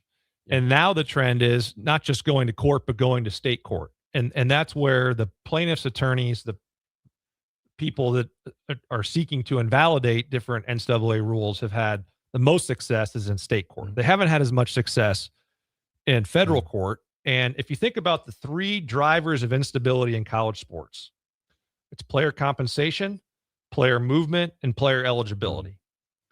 The courts have been fairly deferential to the SEC to the NCAA on player eligibility. There's a recognition that, hey, we need some common sense rules around player eligibility. We can't have 30-year-olds playing college sports. The courts have not been deferential and time after time have struck down NCAA rules regarding player compensation and player mobility. So of the 3 drivers of chaos in college athletics, we've proven unable to regulate compensation and mobility. That's now being decided by the courts. That's why you have this push to try to create federal legislation to try to Will there ever be a centralized leadership? Yes. The Protect College Sports Act that is pending in the Senate, and the the SEC will speak with one voice, and that voice will be Commissioner Sankey on that topic. But the one thing I will say about that bill is that it would be unprecedented in the extent to which the federal government would regulate college sports. So what does it mean to work in a heavily federated industry? Well, let's ask people who work for railroads. Let's ask people who work for banks. Be a dramatic shift in governance. So as it stands currently, pro sports, they operate with structure, precision, order. It's because of a very centralized governance model. Those commissioners have real power. College sports, highly decentralized, a lot of institutional decisions. And then layering onto that complexity, you now have this dynamic where even the rules that have been in place are not enforceable because time and time again, especially with respect to compensation and mobility, courts have invalidated them. Well, but the model's simple, right? You've already said it. The NFL has the model. And so, and then we always talk about on the show, it's like Goodell, he runs it. There's a commissioner. He runs the whole thing. Adam Silver. Silver runs. I mean, it's so crystal clear. So there's a model out there of how this works, but then everyone has to give a little bit to get to that. It would require a significant shift in thinking. To get to that model would require athletic directors and presidents and chancellors giving up some control. Yeah, that's a lot to ask. That's a lot to ask, and particularly considering that the most prominent institutions in college sports are actually public institutions. So there's some legal nuance there. It's one thing to ask a privately owned pro sports team to essentially divest significant authority to a centralized governance model. It's an entirely different thing to ask that of a state entity. So there's incredible legal nuance, but just in terms of the structure and governance, there is a model. And I will say this, a strong commissioner is the best protector of fans' interests because the commissioner and obviously the league office more broadly, they know that every game is going to have a winner and a loser. So they're going to cut through all of these localized competitive considerations, and they are going to schedule games that fans want to see because they want to optimize interest and ultimately revenue for their league. So there's a certain beauty to localized control. And I think kind of the romanticized notion of college athletics that all of us grew up around, there were some advantages to the localized control, but one of the advantages to a more centralized model, certainly in today's environment, is the ability to keep issues and disputes within the ecosystem outside of the courts, and then a commissioner who's going to act in the best interest of the league, which in my opinion is the best way to protect the interest of fans. Now we'll go to break. All right. When we come back, we'll have more with Garth Glissman next on Early Breaking the Ticket. This is Lincoln's home for sports talk on the FM dial. Also online at theticketfm.com. On the internet. KNTK FM Firth, 93.7 The Ticket. You're listening to Early Break with Steve Sipple, Jake Sorensen, and Bill Busch. Sponsored by Pinnacle Bank. On 93.7 The Ticket and theticketfm.com. There once was a man from Nebraska who went searching for food in Alaska. When his stomach was rumbling while laying in bed, he could think of only one option, Führer's cheese spread. So he left at once and drove day and night to return back home for cheese spread delight. Now his stomach is full and the voice in his head tells him no more vacations without Führer's cheese spread. Find yours today at most local grocers. Are you ready for a new opportunity? Check out Sandhills Global. Join a dynamic team where your skills are valued and your career can soar. We offer full-time positions with a 4.5-day work week, competitive pay, excellent benefits, and a positive work environment. From IT and marketing to sales and finance, we're looking for talented individuals just like you. Apply today at sandhills.jobs and take the first step towards an exciting future. That's sandhills.jobs. Don't wait, apply now. Bagels & Joe is the best place to start off your mornings this summer, and you can order your breakfast ahead of time on their app. This summer's cream cheese flavor is pickle. Pair it with a blueberry cobbler iced latte, and don't forget their Berry Breeze dirty soda. Stop by any of their 4 locations in Lincoln and their location in Seward. Bagels & Joe. Select Plumbing and Utility has been serving Lincoln and the surrounding area for 14 years, and they're not slowing down. Select Plumbing and Utility handles all your plumbing needs from faucets and water heaters to full renovations, and they can even help with your heating and cooling needs. They're also Lincoln's underground experts, repairing and replacing broken underground water and sewer lines since day one. Contact Select Plumbing and Utility today at 402-560-6197, assuring excellence in every situation, opportunity, and challenge. That's 402-560-6197.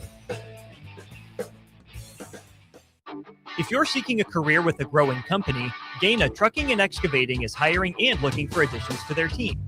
Gaina Trucking has a strong team culture, competitive pay, 401ks, and benefits like health, dental, and vision.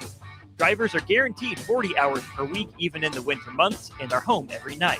Start your career today at Gaina Trucking and Excavating. Apply today at GainaTrucking.com. 93.7 The Ticket, Fox, KFXL weather. Brought to you by Bryant Air Conditioning, Heating, Electrical, and Plumbing. Your Lincoln forecast for today, we'll see partly sunny skies. It'll be breezy and hot. An afternoon high near 96. Tonight, a chance of showers and thunderstorms, the low around 74. And tomorrow, continued chance of showers and storms, otherwise partly sunny, the high near 93.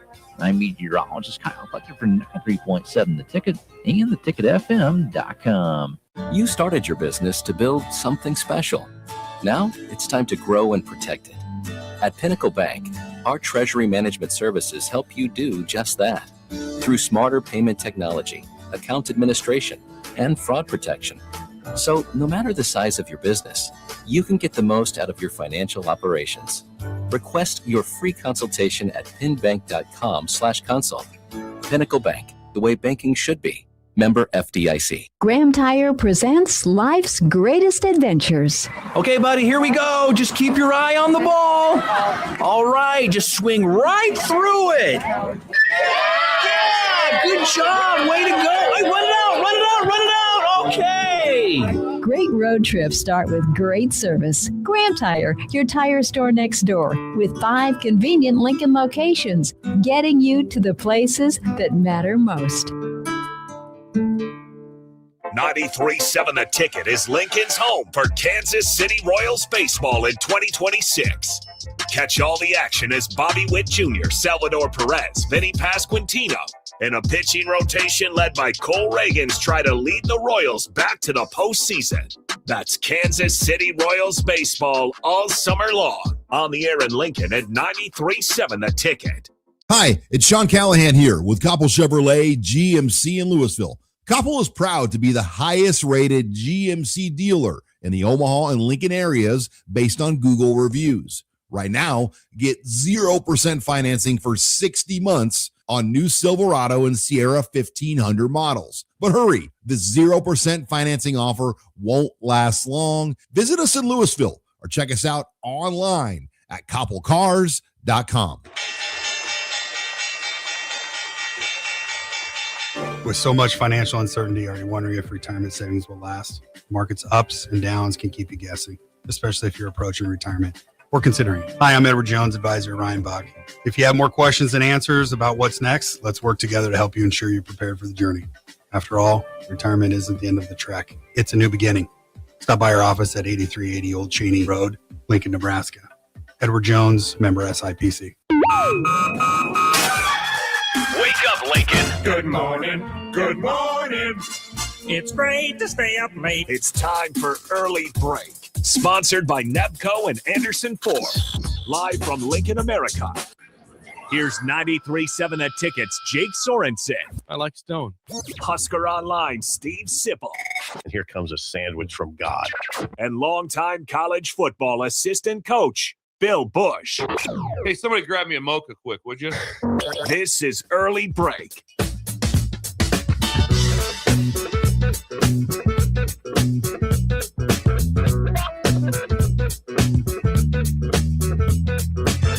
Welcome Welcome back to Hour 3 on a Wednesday. Steve Sipple, Jake Sorensen, Bill Busch on early break. Hour 3 sponsored by our friends at Nebco. The coat. Now hiring at Ready Mix Concrete. Apply today at nebcoinc.com. Also shout out to Anderson Ford at 27th and I-80 and 33rd. And Yankee Hill, good day to test drive to see if the AC is working well in these new vehicles. Maybe some rain, Anderson too. See if the wipers work. Yeah. Intermittent wiping. Yes. Yes. We are still joined in studio by Garth Glissman, the SEC Associate Commissioner. A good question so far from the Breakers, 464-5685. We talked during the break a little bit about the schedule going forward. If the playoff is to expand to 16, 24 teams, I mean, you don't want this season going till late January or early February. I mean, how earlier can you go in the month of August to actually play games to make this work? So you're not playing games until late January, early February. What's feasible? Got to ask Coach Busch. How would you like playing multiple games in Baton Rouge in August? Yeah, it'd be rough. I mean, it is. I mean, almost like unhealthy. I mean, it's a health risk. It really is. The level of humidity and heat it's so. I mean, we always practiced outside. We actually did our pre-practice and our stretch indoors because of just the amount of time that you could be outside in that, and you would be squishy as a coach leaving the field. Squishy. And so you wore your shoes were that's how much you lost as far as body weight. But it would be really tough to be able to do. So I don't know how much you could move it. I really don't. What are you going to do when it's 110, 120 on the turf? So what gets discussed? I mean, what at your level, at the conference level, what are the discussions like? The calendar provides some natural constraints. And because there is so much tradition in college athletics, you have to think about it. What is realistic in terms of moving certain key dates? Right. So playing on Thanksgiving weekend, in Nebraska's case, Black Friday. Right. That means a lot. It's time honored. So I would ask a question of you and your listeners, how would you feel about giving up that date because it's going to instead be a new playoff date? So Not that the good. season can end sooner. Yeah. I think we understand that. That's a non-starter. Mm-hmm. That's a non-starter. So that also relates to the size of the field, because the larger the field, just by definition, the longer it takes to whittle it down. You're not going to play a game more than once a week. What role, if any, do conference championship games play in the future of college football?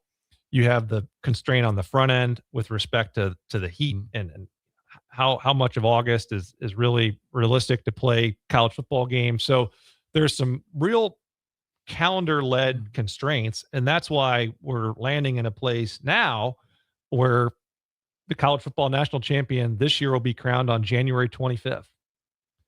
And there was a beauty to crowning a national champion on January 1st, or if January 2nd was a weekend, that makes sense too.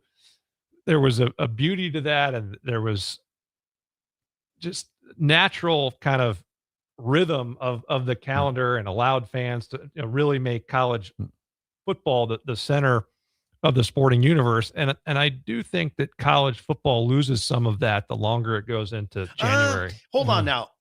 I don't gasp at January 25th like, oh, that's too. I'm okay It doesn't with bother. I'm the same way. It does not bother do me. people gasp it? I don't think they do. Do they? All I'm suggesting is that if January would you agree that January 1st was a perfect time to crown a national champion, or just have people vote for a national championship? Me and Sip are still okay with that one too. And no playoffs at all. Just vote whoever we think is best. All I'm suggesting is the further you get into January, it gets harder to keep fans' attention. And then also, as we were talking off air, college football is a game that's played on Saturdays up until you get to the playoff. Right. And by virtue of the NFL calendar, the playoff games that are occurring in January are not happening on Saturdays. So they're happening in these non-traditional windows, oftentimes on weeknights. Now, Bill is uncomfortable with that notion. And I'm like playing the championships on Monday in college football and college basketball. That's just simply NFL, right? Basketball is a different set of considerations. So basketball, the Final Four Saturday is the biggest day of the sport, and so that you have 2 games that day that occupy kind of huge day. Yeah, and it's on a Saturday. The landscape, and it's on a Saturday, and so Saturday. you're almost Do that one willing. more time You're again. almost willing to kind of pay the price of a Monday night championship game in order to have that Saturday, mega Saturday. Right. So basketball, I think it makes sense. Okay. And Football. the NCAA tournament leading up to that is exclusively a weekend endeavor. You've got Thursday, Friday, Saturday, Sunday. Absolutely. So I think the basketball calendar makes some sense. Football is largely a product of trying to avoid direct competition with the NFL. It's nothing real. There's no real other explanation. Yeah. It's just odd that Super Bowl Sunday, because they play on Sundays, and college football has been known to own Saturdays, but yet they get bumped to a Monday Because of the NFL. I know why, but I don't like it.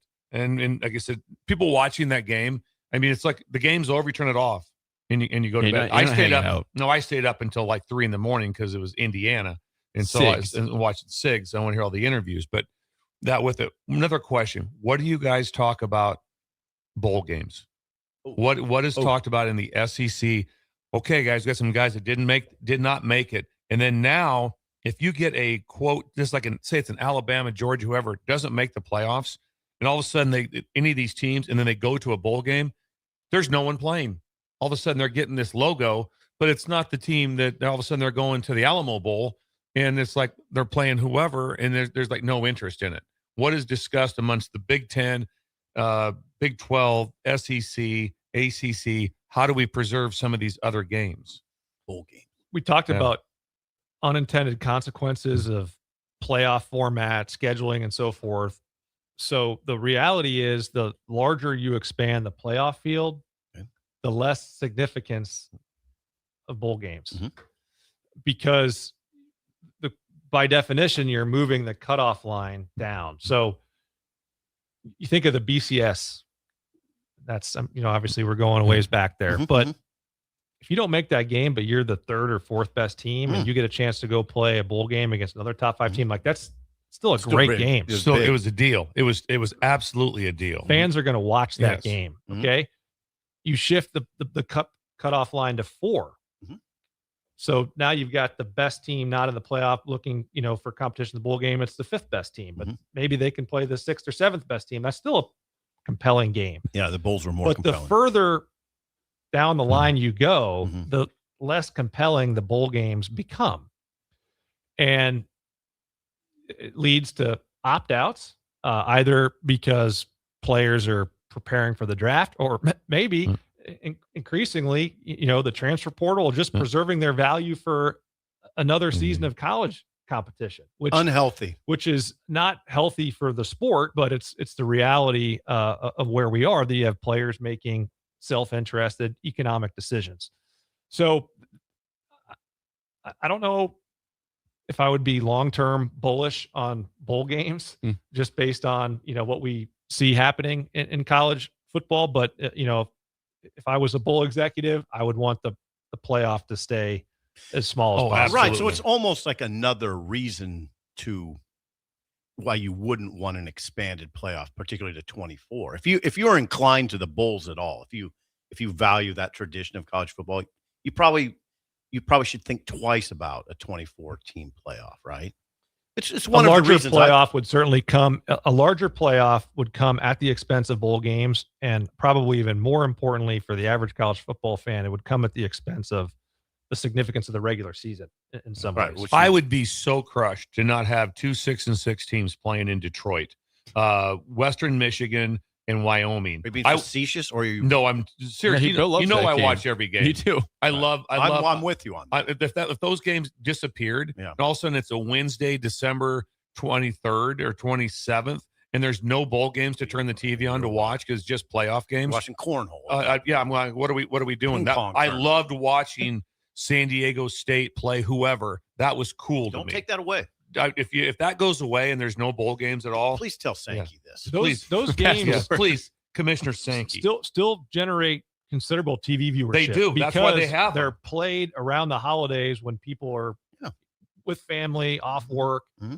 So they want to see some football. That still bodes well for their future. But, as it relates to the quality of teams in those games, obviously, by definition, the larger the playoff, the less attractive the pool of remaining teams to go play in bowl games. Yeah. I'm more attracted by those games because the games where you see Florida State doesn't make it and they get beat 62-3 in the bowl game, 3-4 years ago when they didn't make the Final Four, and everyone opts out. Florida did the same thing. They got just absolutely crushed when they didn't make it and they lost in the SEC championship game. Those games are the horrible ones, and those are good games. Those are like Orange Bowl games. I would just like to hear the opposing viewpoint on that discussion. Someone who is in favor of a 2014 playoff, what would they? I just wonder what they would say to that. That you're cutting into the bowl game. Do they just not? That's not a factor in their mind. I'd just be interested to hear what your counterpart at the Big Ten. What would they say? Pro 2014 playoff argument centers around access, right? And the notion that more than 12 teams can legitimately compete for a national championship. And so the Bulls just take a big back seat in that conversation. That's it. There's no other way. Just imagine being at Nebraska and you don't make the 2014 and your season's over. Right. Just imagine that one. Or you're playing in a severely diminished bowl with a lot of opt-outs. That's what you're looking at. Probably. Bowl games still have value. They certainly have value to the TV networks. They have value to fans like you right now, Coach Busch, who like to watch football around the holidays. They have value to the communities. There's certainly some more than others, but they generate economic activity in their area. And historically, it was seen as a reward for the student athletes. And I remember when I was a walk-on, 2004, the chance to go to a bowl game. Well, we didn't make a bowl game that year, but it was, as a young person, you get to take a trip, you get to go somewhere that you wouldn't 100% otherwise go. That part of the bowl game experience is probably not as compelling of an argument anymore because so many of these athletes are highly compensated, right? And so if they want to go take a trip on their own, they can. Yeah. So that's another example Key of West college athletics. Right. But I know when I was a student athlete, hey, you get to go to, I was excited to go to Shreveport, Louisiana. Right. Yeah. I was too. Yeah, all those are awesome. Now, Garth, you're the smartest guy in the room. We all know that. Help us with something. He is. I don't agree to that. There's something going on here, Garth. I think you could weigh in on. Steve Sipple is considering getting back together with his ex-wife, Trixie. And what kind of advice would you give him on this? Trixie, if you're listening, this is all in good fun. They're thinking about getting back together, and what would your take be on that? Ballsy. That Jason Peters said ballsy. And from a lawyer standpoint, what would you look at? Let's see how the lawyer handles this one. Yes. My wife and I are going to celebrate our 10th anniversary. Nice. This year. Nice. Congratulations. Yes. And we just try to keep life simple. So whatever that means for you. So keep it simple, Steve. Just You and keep it Trixie, simple. If you guys do we're get back not together, so but if you do, though, keep it simple. Keep life simple. There. Thank you, Garth. Right. Well, I've had a lot of trouble with that. Keeping life simple. And at any rate, this was amazing. Yes. I don't know what to even say about this. Yeah, this information you're was too kind. No, we're not. I want to again thank you for taking the show on the road to Pender, Nebraska. Absolutely. And I also want to. I've known both of you for over 20 years. Jake, haven't known you for over 20 years, but about a year. gotten to know you by following the show, and I want to congratulate all of you on the incredible success that is your radio show. Well, it's clear you guys have found a certain magic together. Wow. Nebraska fans have, the name Steven Sipple, the name Bill Busch, they've known your names for decades. We're older people. But the chemistry that, the three-legged stool has come has together. created some real magic.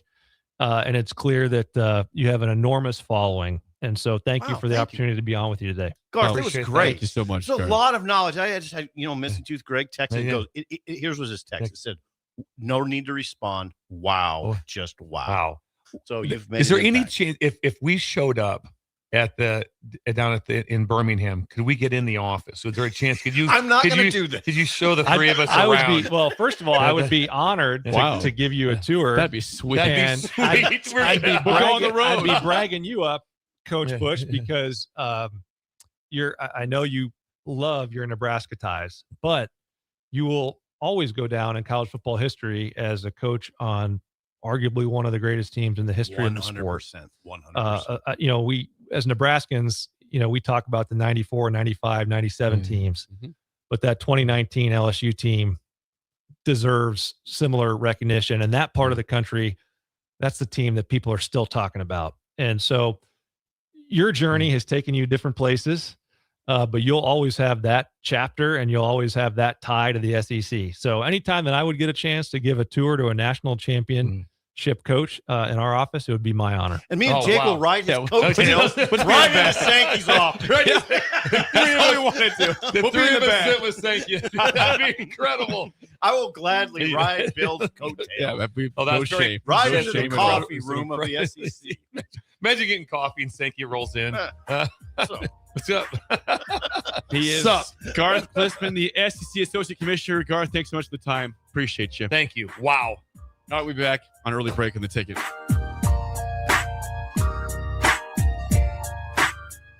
You're listening to Early Break with Steve Sipple, Jake Sorensen, and Bill Busch. Sponsored by Nepco and Anderson Ford on 93.7 The Ticket and theticketfm.com. You started your business to build something special. Now it's time to grow and protect it. At Pinnacle Bank, our treasury management services help you do just that. Through smarter payment technology, account administration, and fraud protection.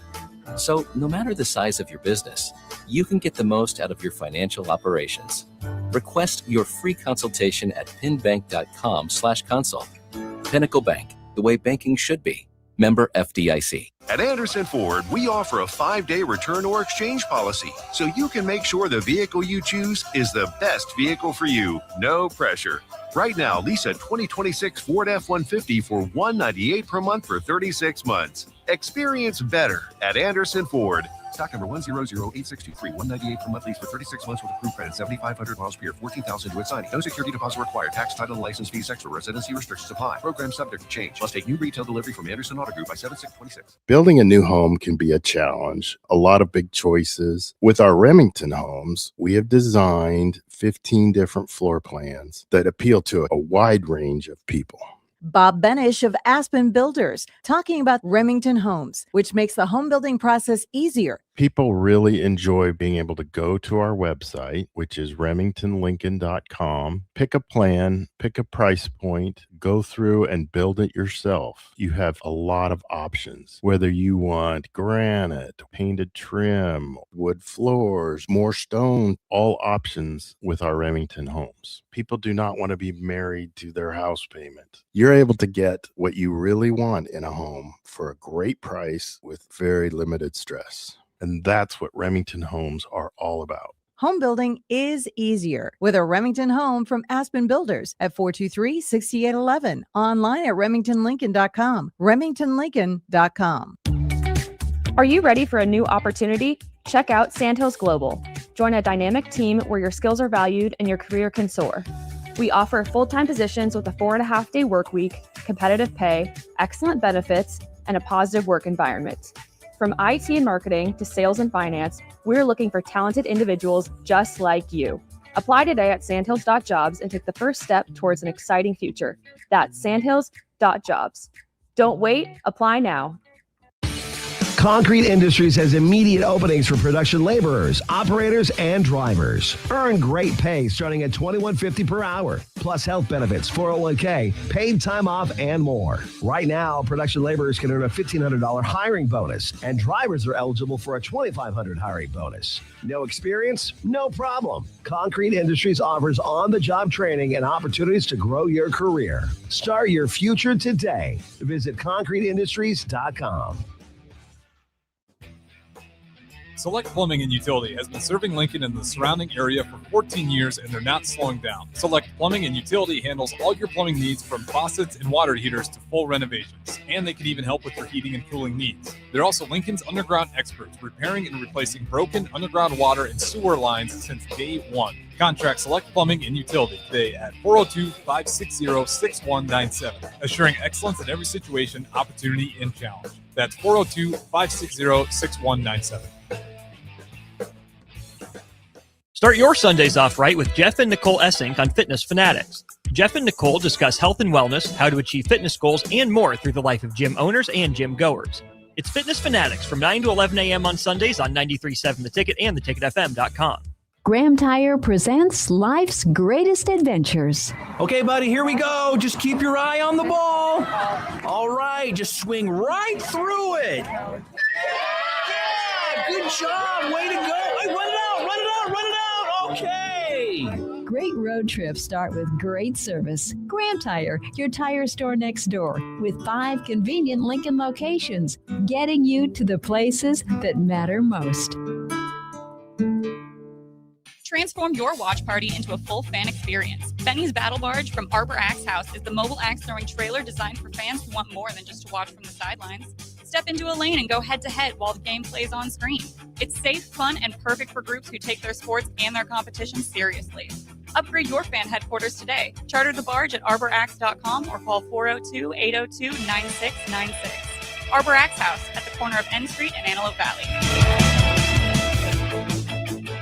We're on the air. Well, party's starting early today, isn't it? To more of Early Break on 93.7 The Ticket and theticketfm.com.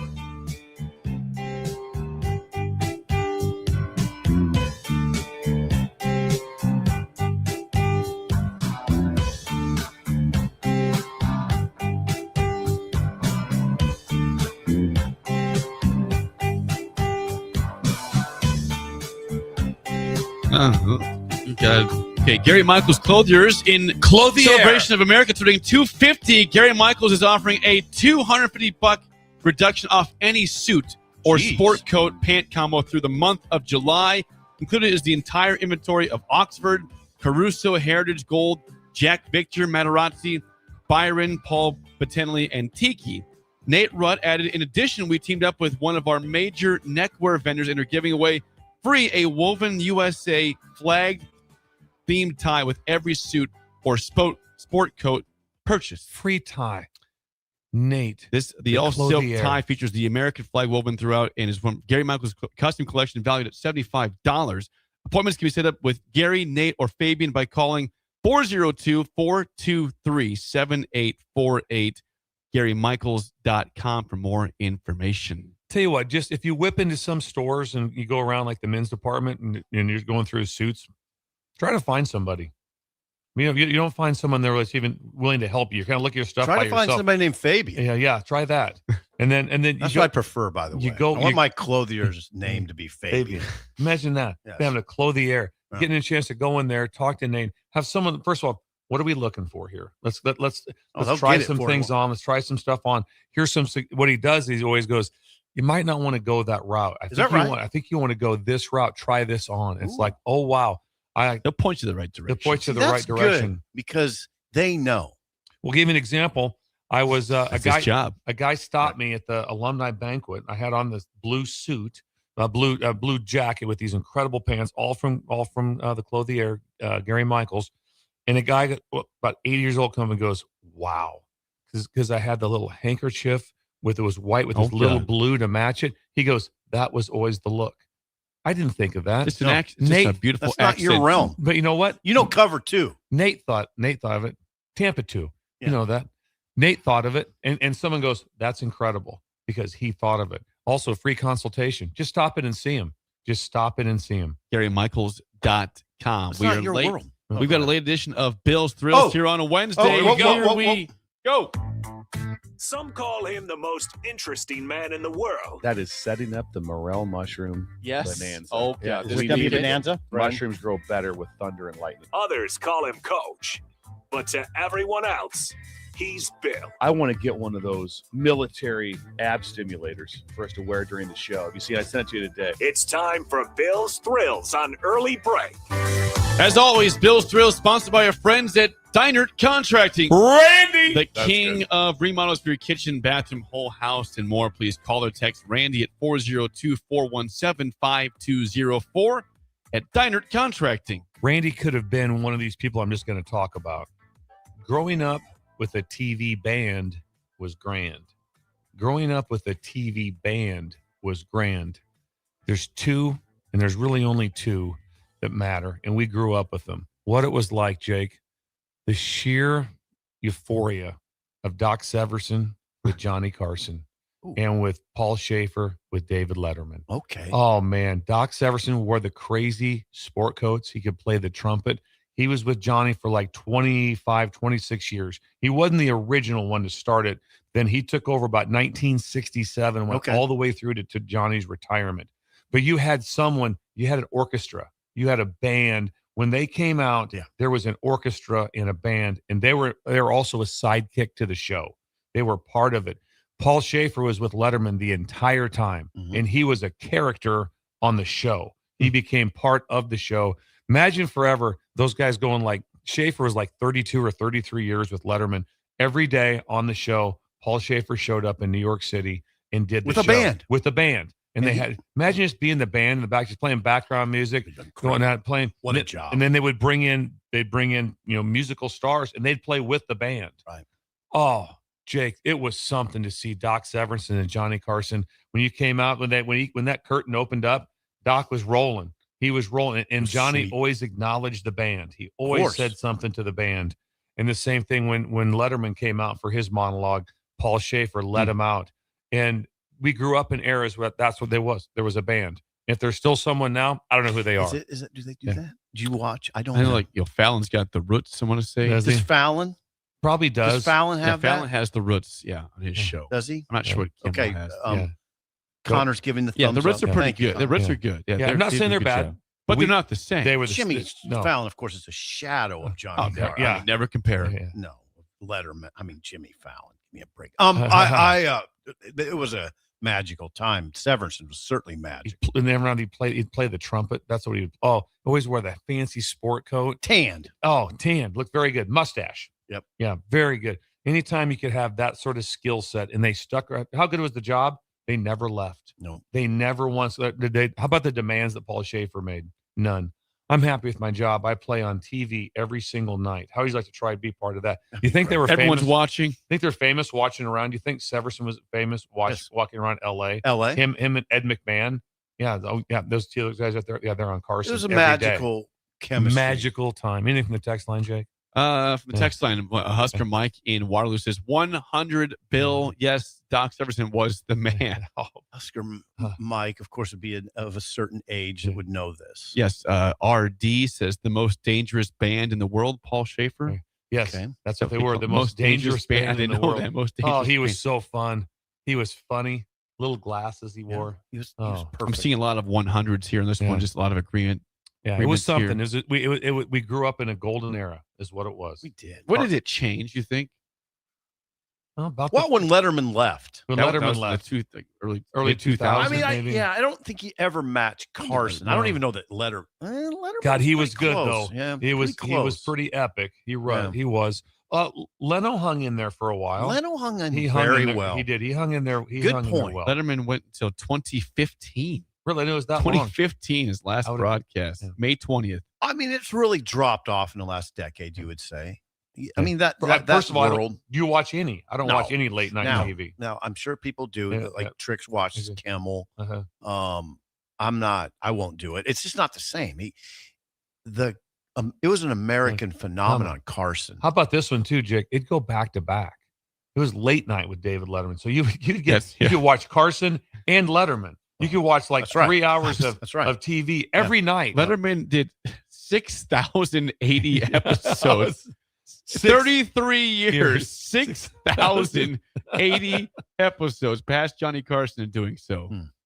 Yeah, so they were unique characters. So for that, just look up how many episodes of Seinfeld was there, which is known as one of the most iconic sitcoms ever. There's a lot of them. Don't get me wrong, MASH, and you can go through a bunch of names, but Seinfeld is well known. 180 episodes. We're talking about 6,000 plus shows versus 180 episodes. And those were 2 hours of show. 2 hours. God dang. With the top, it had to be on your game because they had top guests in every single time. He was on his game. Imagine every night. I mean, on live TV. Here we go. Here we go. Yeah, do some buffet says YouTube killed late night. No more appointment TV anymore because of YouTube. Good point. It's true. There's no more. Very good point by who said that? Buffet son. For the youth of the show, you can go to YouTube and Google old Johnny Carson shows, and it'll amaze you what it looks like. You go down that rabbit hole. You'll be on it for a while. You'll be on there for a while. All of a sudden, see him come out. You can just see that curtain when he comes in. It's magic. It's magic. Yeah. Someone else says the only late night TV I watch anymore is Hawaii kicking off at 11 p.m. Central Time. No late night. Oh, I was just watching that too. Someone says watch the Johnny Carson show every night as a family, and we loved it. Yeah. Yes. You did. You kind of did. First of all, here's the other thing too. If you had a little bit of a had to get to bed, you would watch the news, then you always watch the monologue. Yeah. I'm going to watch the monologue, and then if there's a guest that might be on early, that piqued your interest. I'm going to Raquel Welch is yes, on. We're staying up. Farrah Fawcett's rolling in the whole there. night. Yeah, I'm staying up. It didn't have to be. I mean, it could have been Muhammad Ali, or whoever. Johnny Carson smoked cigarettes in between during commercials. That's great. That is better. Talk to the live crowd. Live. Bill, the headline one more time, please. I have to pull it back up, Jake. That's about the band. I'll be glad to do it. You got it right here. Growing up with the TV band was grand. I thought maybe you're going Partridge Family for a second there. Well, the Partridge Family was incredible. I know you like that. Yeah, they were really good. That is Bill. The Brady's had a band. Yeah. Bill's Thrill, sponsored by Downer Contracting. The Spillover is next on Early Break on the Ticket. You're listening to Early Break with Steve Sipple, Jake Sorensen, and Bill Busch. Presented by NIPCO on 93.7 The Ticket and theticketfm.com. Are you ready for a new opportunity? Check out Sandhills Global. Join a dynamic team where your skills are valued and your career can soar. We offer full-time positions with a 4.5-day work week, competitive pay, excellent benefits, and a positive work environment. From IT and marketing to sales and finance, we're looking for talented individuals like you. Apply today at sandhills.jobs and take the first step towards an exciting future. That's sandhills.jobs. Don't wait. Apply now. Are you looking for an exciting new way to put your skills to work? Explore new career options in the fintech industry at Currency, a Sandhills Global company. We offer full-time positions in financial sales, compliance, operations, and other fields. We also offer a 4.5-day work week, an attractive benefits package, and opportunities for advancement. Put your motivation to work and grow with us at Currency. Visit gocurrency.com/careers to learn more. Transform your watch party into a full fan experience. Benny's Battle Barge from Arbor Axe House is the mobile axe throwing trailer designed for fans who want more than just to watch from the sidelines. Step into a lane and go head-to-head while the game plays on screen. It's safe, fun, and perfect for groups who take their sports and their competition seriously. Upgrade your fan headquarters today. Charter the barge at arboraxe.com or call 402-802-9696. Arbor Axe House at the corner of N Street and Antelope Valley. Graham Tire presents life's greatest adventures. Okay, buddy, here we go. Just keep your eye on the ball. All right, just swing right through it. Yeah, good job. Way to go. Hey, run it out. Okay. Great road trips start with great service. Graham Tire, your tire store next door, with 5 convenient Lincoln locations, getting you to the places that matter most. Start your Sundays off right with Jeff and Nicole Essink on Fitness Fanatics. Jeff and Nicole discuss health and wellness, how to achieve fitness goals, and more through the life of gym owners and gym goers. It's Fitness Fanatics from 9 to 11 a.m. on Sundays on 93.7 The Ticket and theticketfm.com. Big box stores are tempting for buying equipment for your high schooler in sports or for yourself in your sports leisures. But buying new is awfully expensive. Why not go somewhere with new and used options? Played Against Sports has quality, slightly to gently used equipment, and 50% of their inventory is actually new equipment. It's more than baseball, softball, and golf. They also have equipment for disc golf, fitness, hockey, and more. Plus, they're always buying products. Bring your gear that you're done with and get trade money on the spot. Play It Again Sports at 48th and Vine. Bonsall Pool and Spa is turning 75, and you're getting the presents. Right now, we're counting down to our Big Diamond Anniversary Bash on July 11th with massive weekly doorbuster sales. Stop in every Monday for 75% off your favorite premium BioGuard water care products. Plus, every $75 you spend starting today enters you to win a $7,500 premium in-home sauna. Get your pool ready for summer and start winning today at Bonsall Pool and Spa, 33rd and Nebraska Parkway in Lincoln. Bonsall Pool and Spa, every day made better. Bagels and Joe is the best place to start off your mornings this summer, and you can order your breakfast ahead of time on their app. This summer's cream cheese flavor is pickle. Pair it with a blueberry cobbler iced latte, and don't forget their Berry Breeze dirty soda. Stop by any of their 4 locations in Lincoln and their location in Seward. Bagels and Joe. If you're seeking a career with a growing company, Gaina Trucking and Excavating is hiring and looking for additions to their team. Gaina Trucking has a strong team culture, competitive pay, 401ks, and benefits like health, dental, and vision. Drivers are guaranteed 40 hours per week, even in the winter months, and are home every night. Start your career today at Gaina Trucking and Excavating. Apply today at GainaTrucking.com. Iconic summer moments deserve an iconic drink. Reach for Mountain Dew, an American original. From its beginnings in the foothills of Tennessee to your biggest summer yet. The refreshing citrus kick of Mountain Dew is the perfect companion to your American summer adventures. Enjoy the refreshing citrus kick of Mountain Dew. Tasting great since 48. Look for Mountain Dew in stores near you at mountaindew.com. That's mountaindew.com. Go Hog Wild Pit Barbecue. Hog Wild will be open on the 4th of July, serving up our award-winning barbecue. Pick up a slab of slow-smoked ribs and a family pack on the way to your celebration. They come loaded with your choice of meats and sides, complete with buns and our famous Hog Wild sauce. Order online at gohogwild.com. Hog Wild Pit Barbecue, 3210 Cornhusker Highway in Lincoln. But don't be late, we close at 8. We're on the air. Back Well, party's starting early today, isn't it? to more of Early Break on 93.7 The Ticket and theticketfm.com.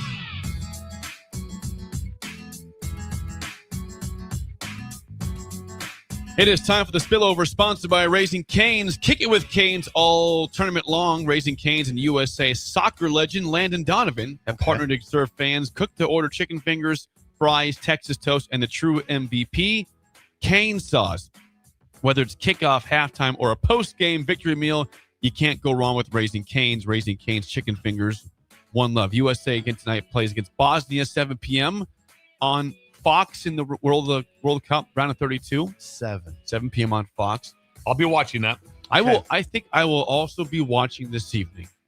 I might turn that on. What am I doing tonight? We do want to thank Garth Glissman again for a wonderful hour and a half he was with us for today. That was, if you missed any of that, I would encourage you to check out the podcast or rewatch the show on YouTube or Twitter. But Garth was phenomenal.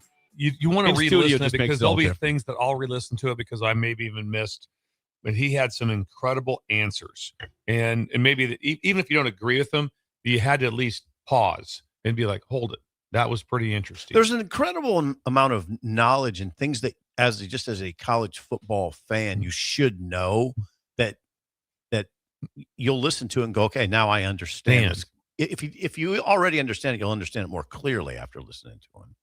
But there's a lot of points that were incredibly important to understand about the nature of college football and athletics in general. Just remember, he is basically the commissioner of basketball. That's it. And they won the title 2 years ago, last year. We didn't ask him about that. They had 14 teams in the NCAA tournament. Wasn't it 15? 10 this year. 2 years 14 ago. 2 years ago. It was 14. Don't doubt me. It was 14. That was 15. It was 100% 14. Look it up right now. All right. You look it up and we'll put $20. No, we're not doing that. How about $40? How about $100? I got $100 right here, Jake. Nope, not doing that. All right. I don't think you have 100. All I see is a 5. Oh, no, I got 100. Yeah. All right. I think I got a couple hundred. There's there's the 100 right there. Okay, he's got the money. Okay, it was 14 of the 16. You owe him $100, Jake. I didn't agree to the bet. I didn't agree to the bet. 14 of the 16 teams. So and then all but 2 teams made it. The one thing we didn't get to talk to him about were 19 things. All but 2. Yeah. It'd been fun to have asked him just about, as we talked about off air, the fact that the reason the conference is so special, the SEC, because they're all in the southeastern region. It's hard to have a conference that's Rutgers and USC. Right. It's not really a conference. It's hard to have. God dang, I'm going to get hammered for those. Cal and the ACC. That's hard. That's not a conference. It's contrived. The SEC's not a contrived conference. It's a real conference. Like he said, from Baton Rouge, it's about a 40-minute flight everywhere. Do you understand that? It's not contrived. Jake lost $100. You did. Monopoly money. Yeah. Big Ten is a contrived conference. Yes, not really. I get that. Yes. Jake wants to fight you over this. He's not fighting. That's it for us. The Drive is next. We'll see you guys tomorrow. You're listening to Early Break with Steve Sipple, Jake Sorensen, and Bill Busch. Sponsored by Anderson Ford on 93.7 The Ticket and theticketfm.com.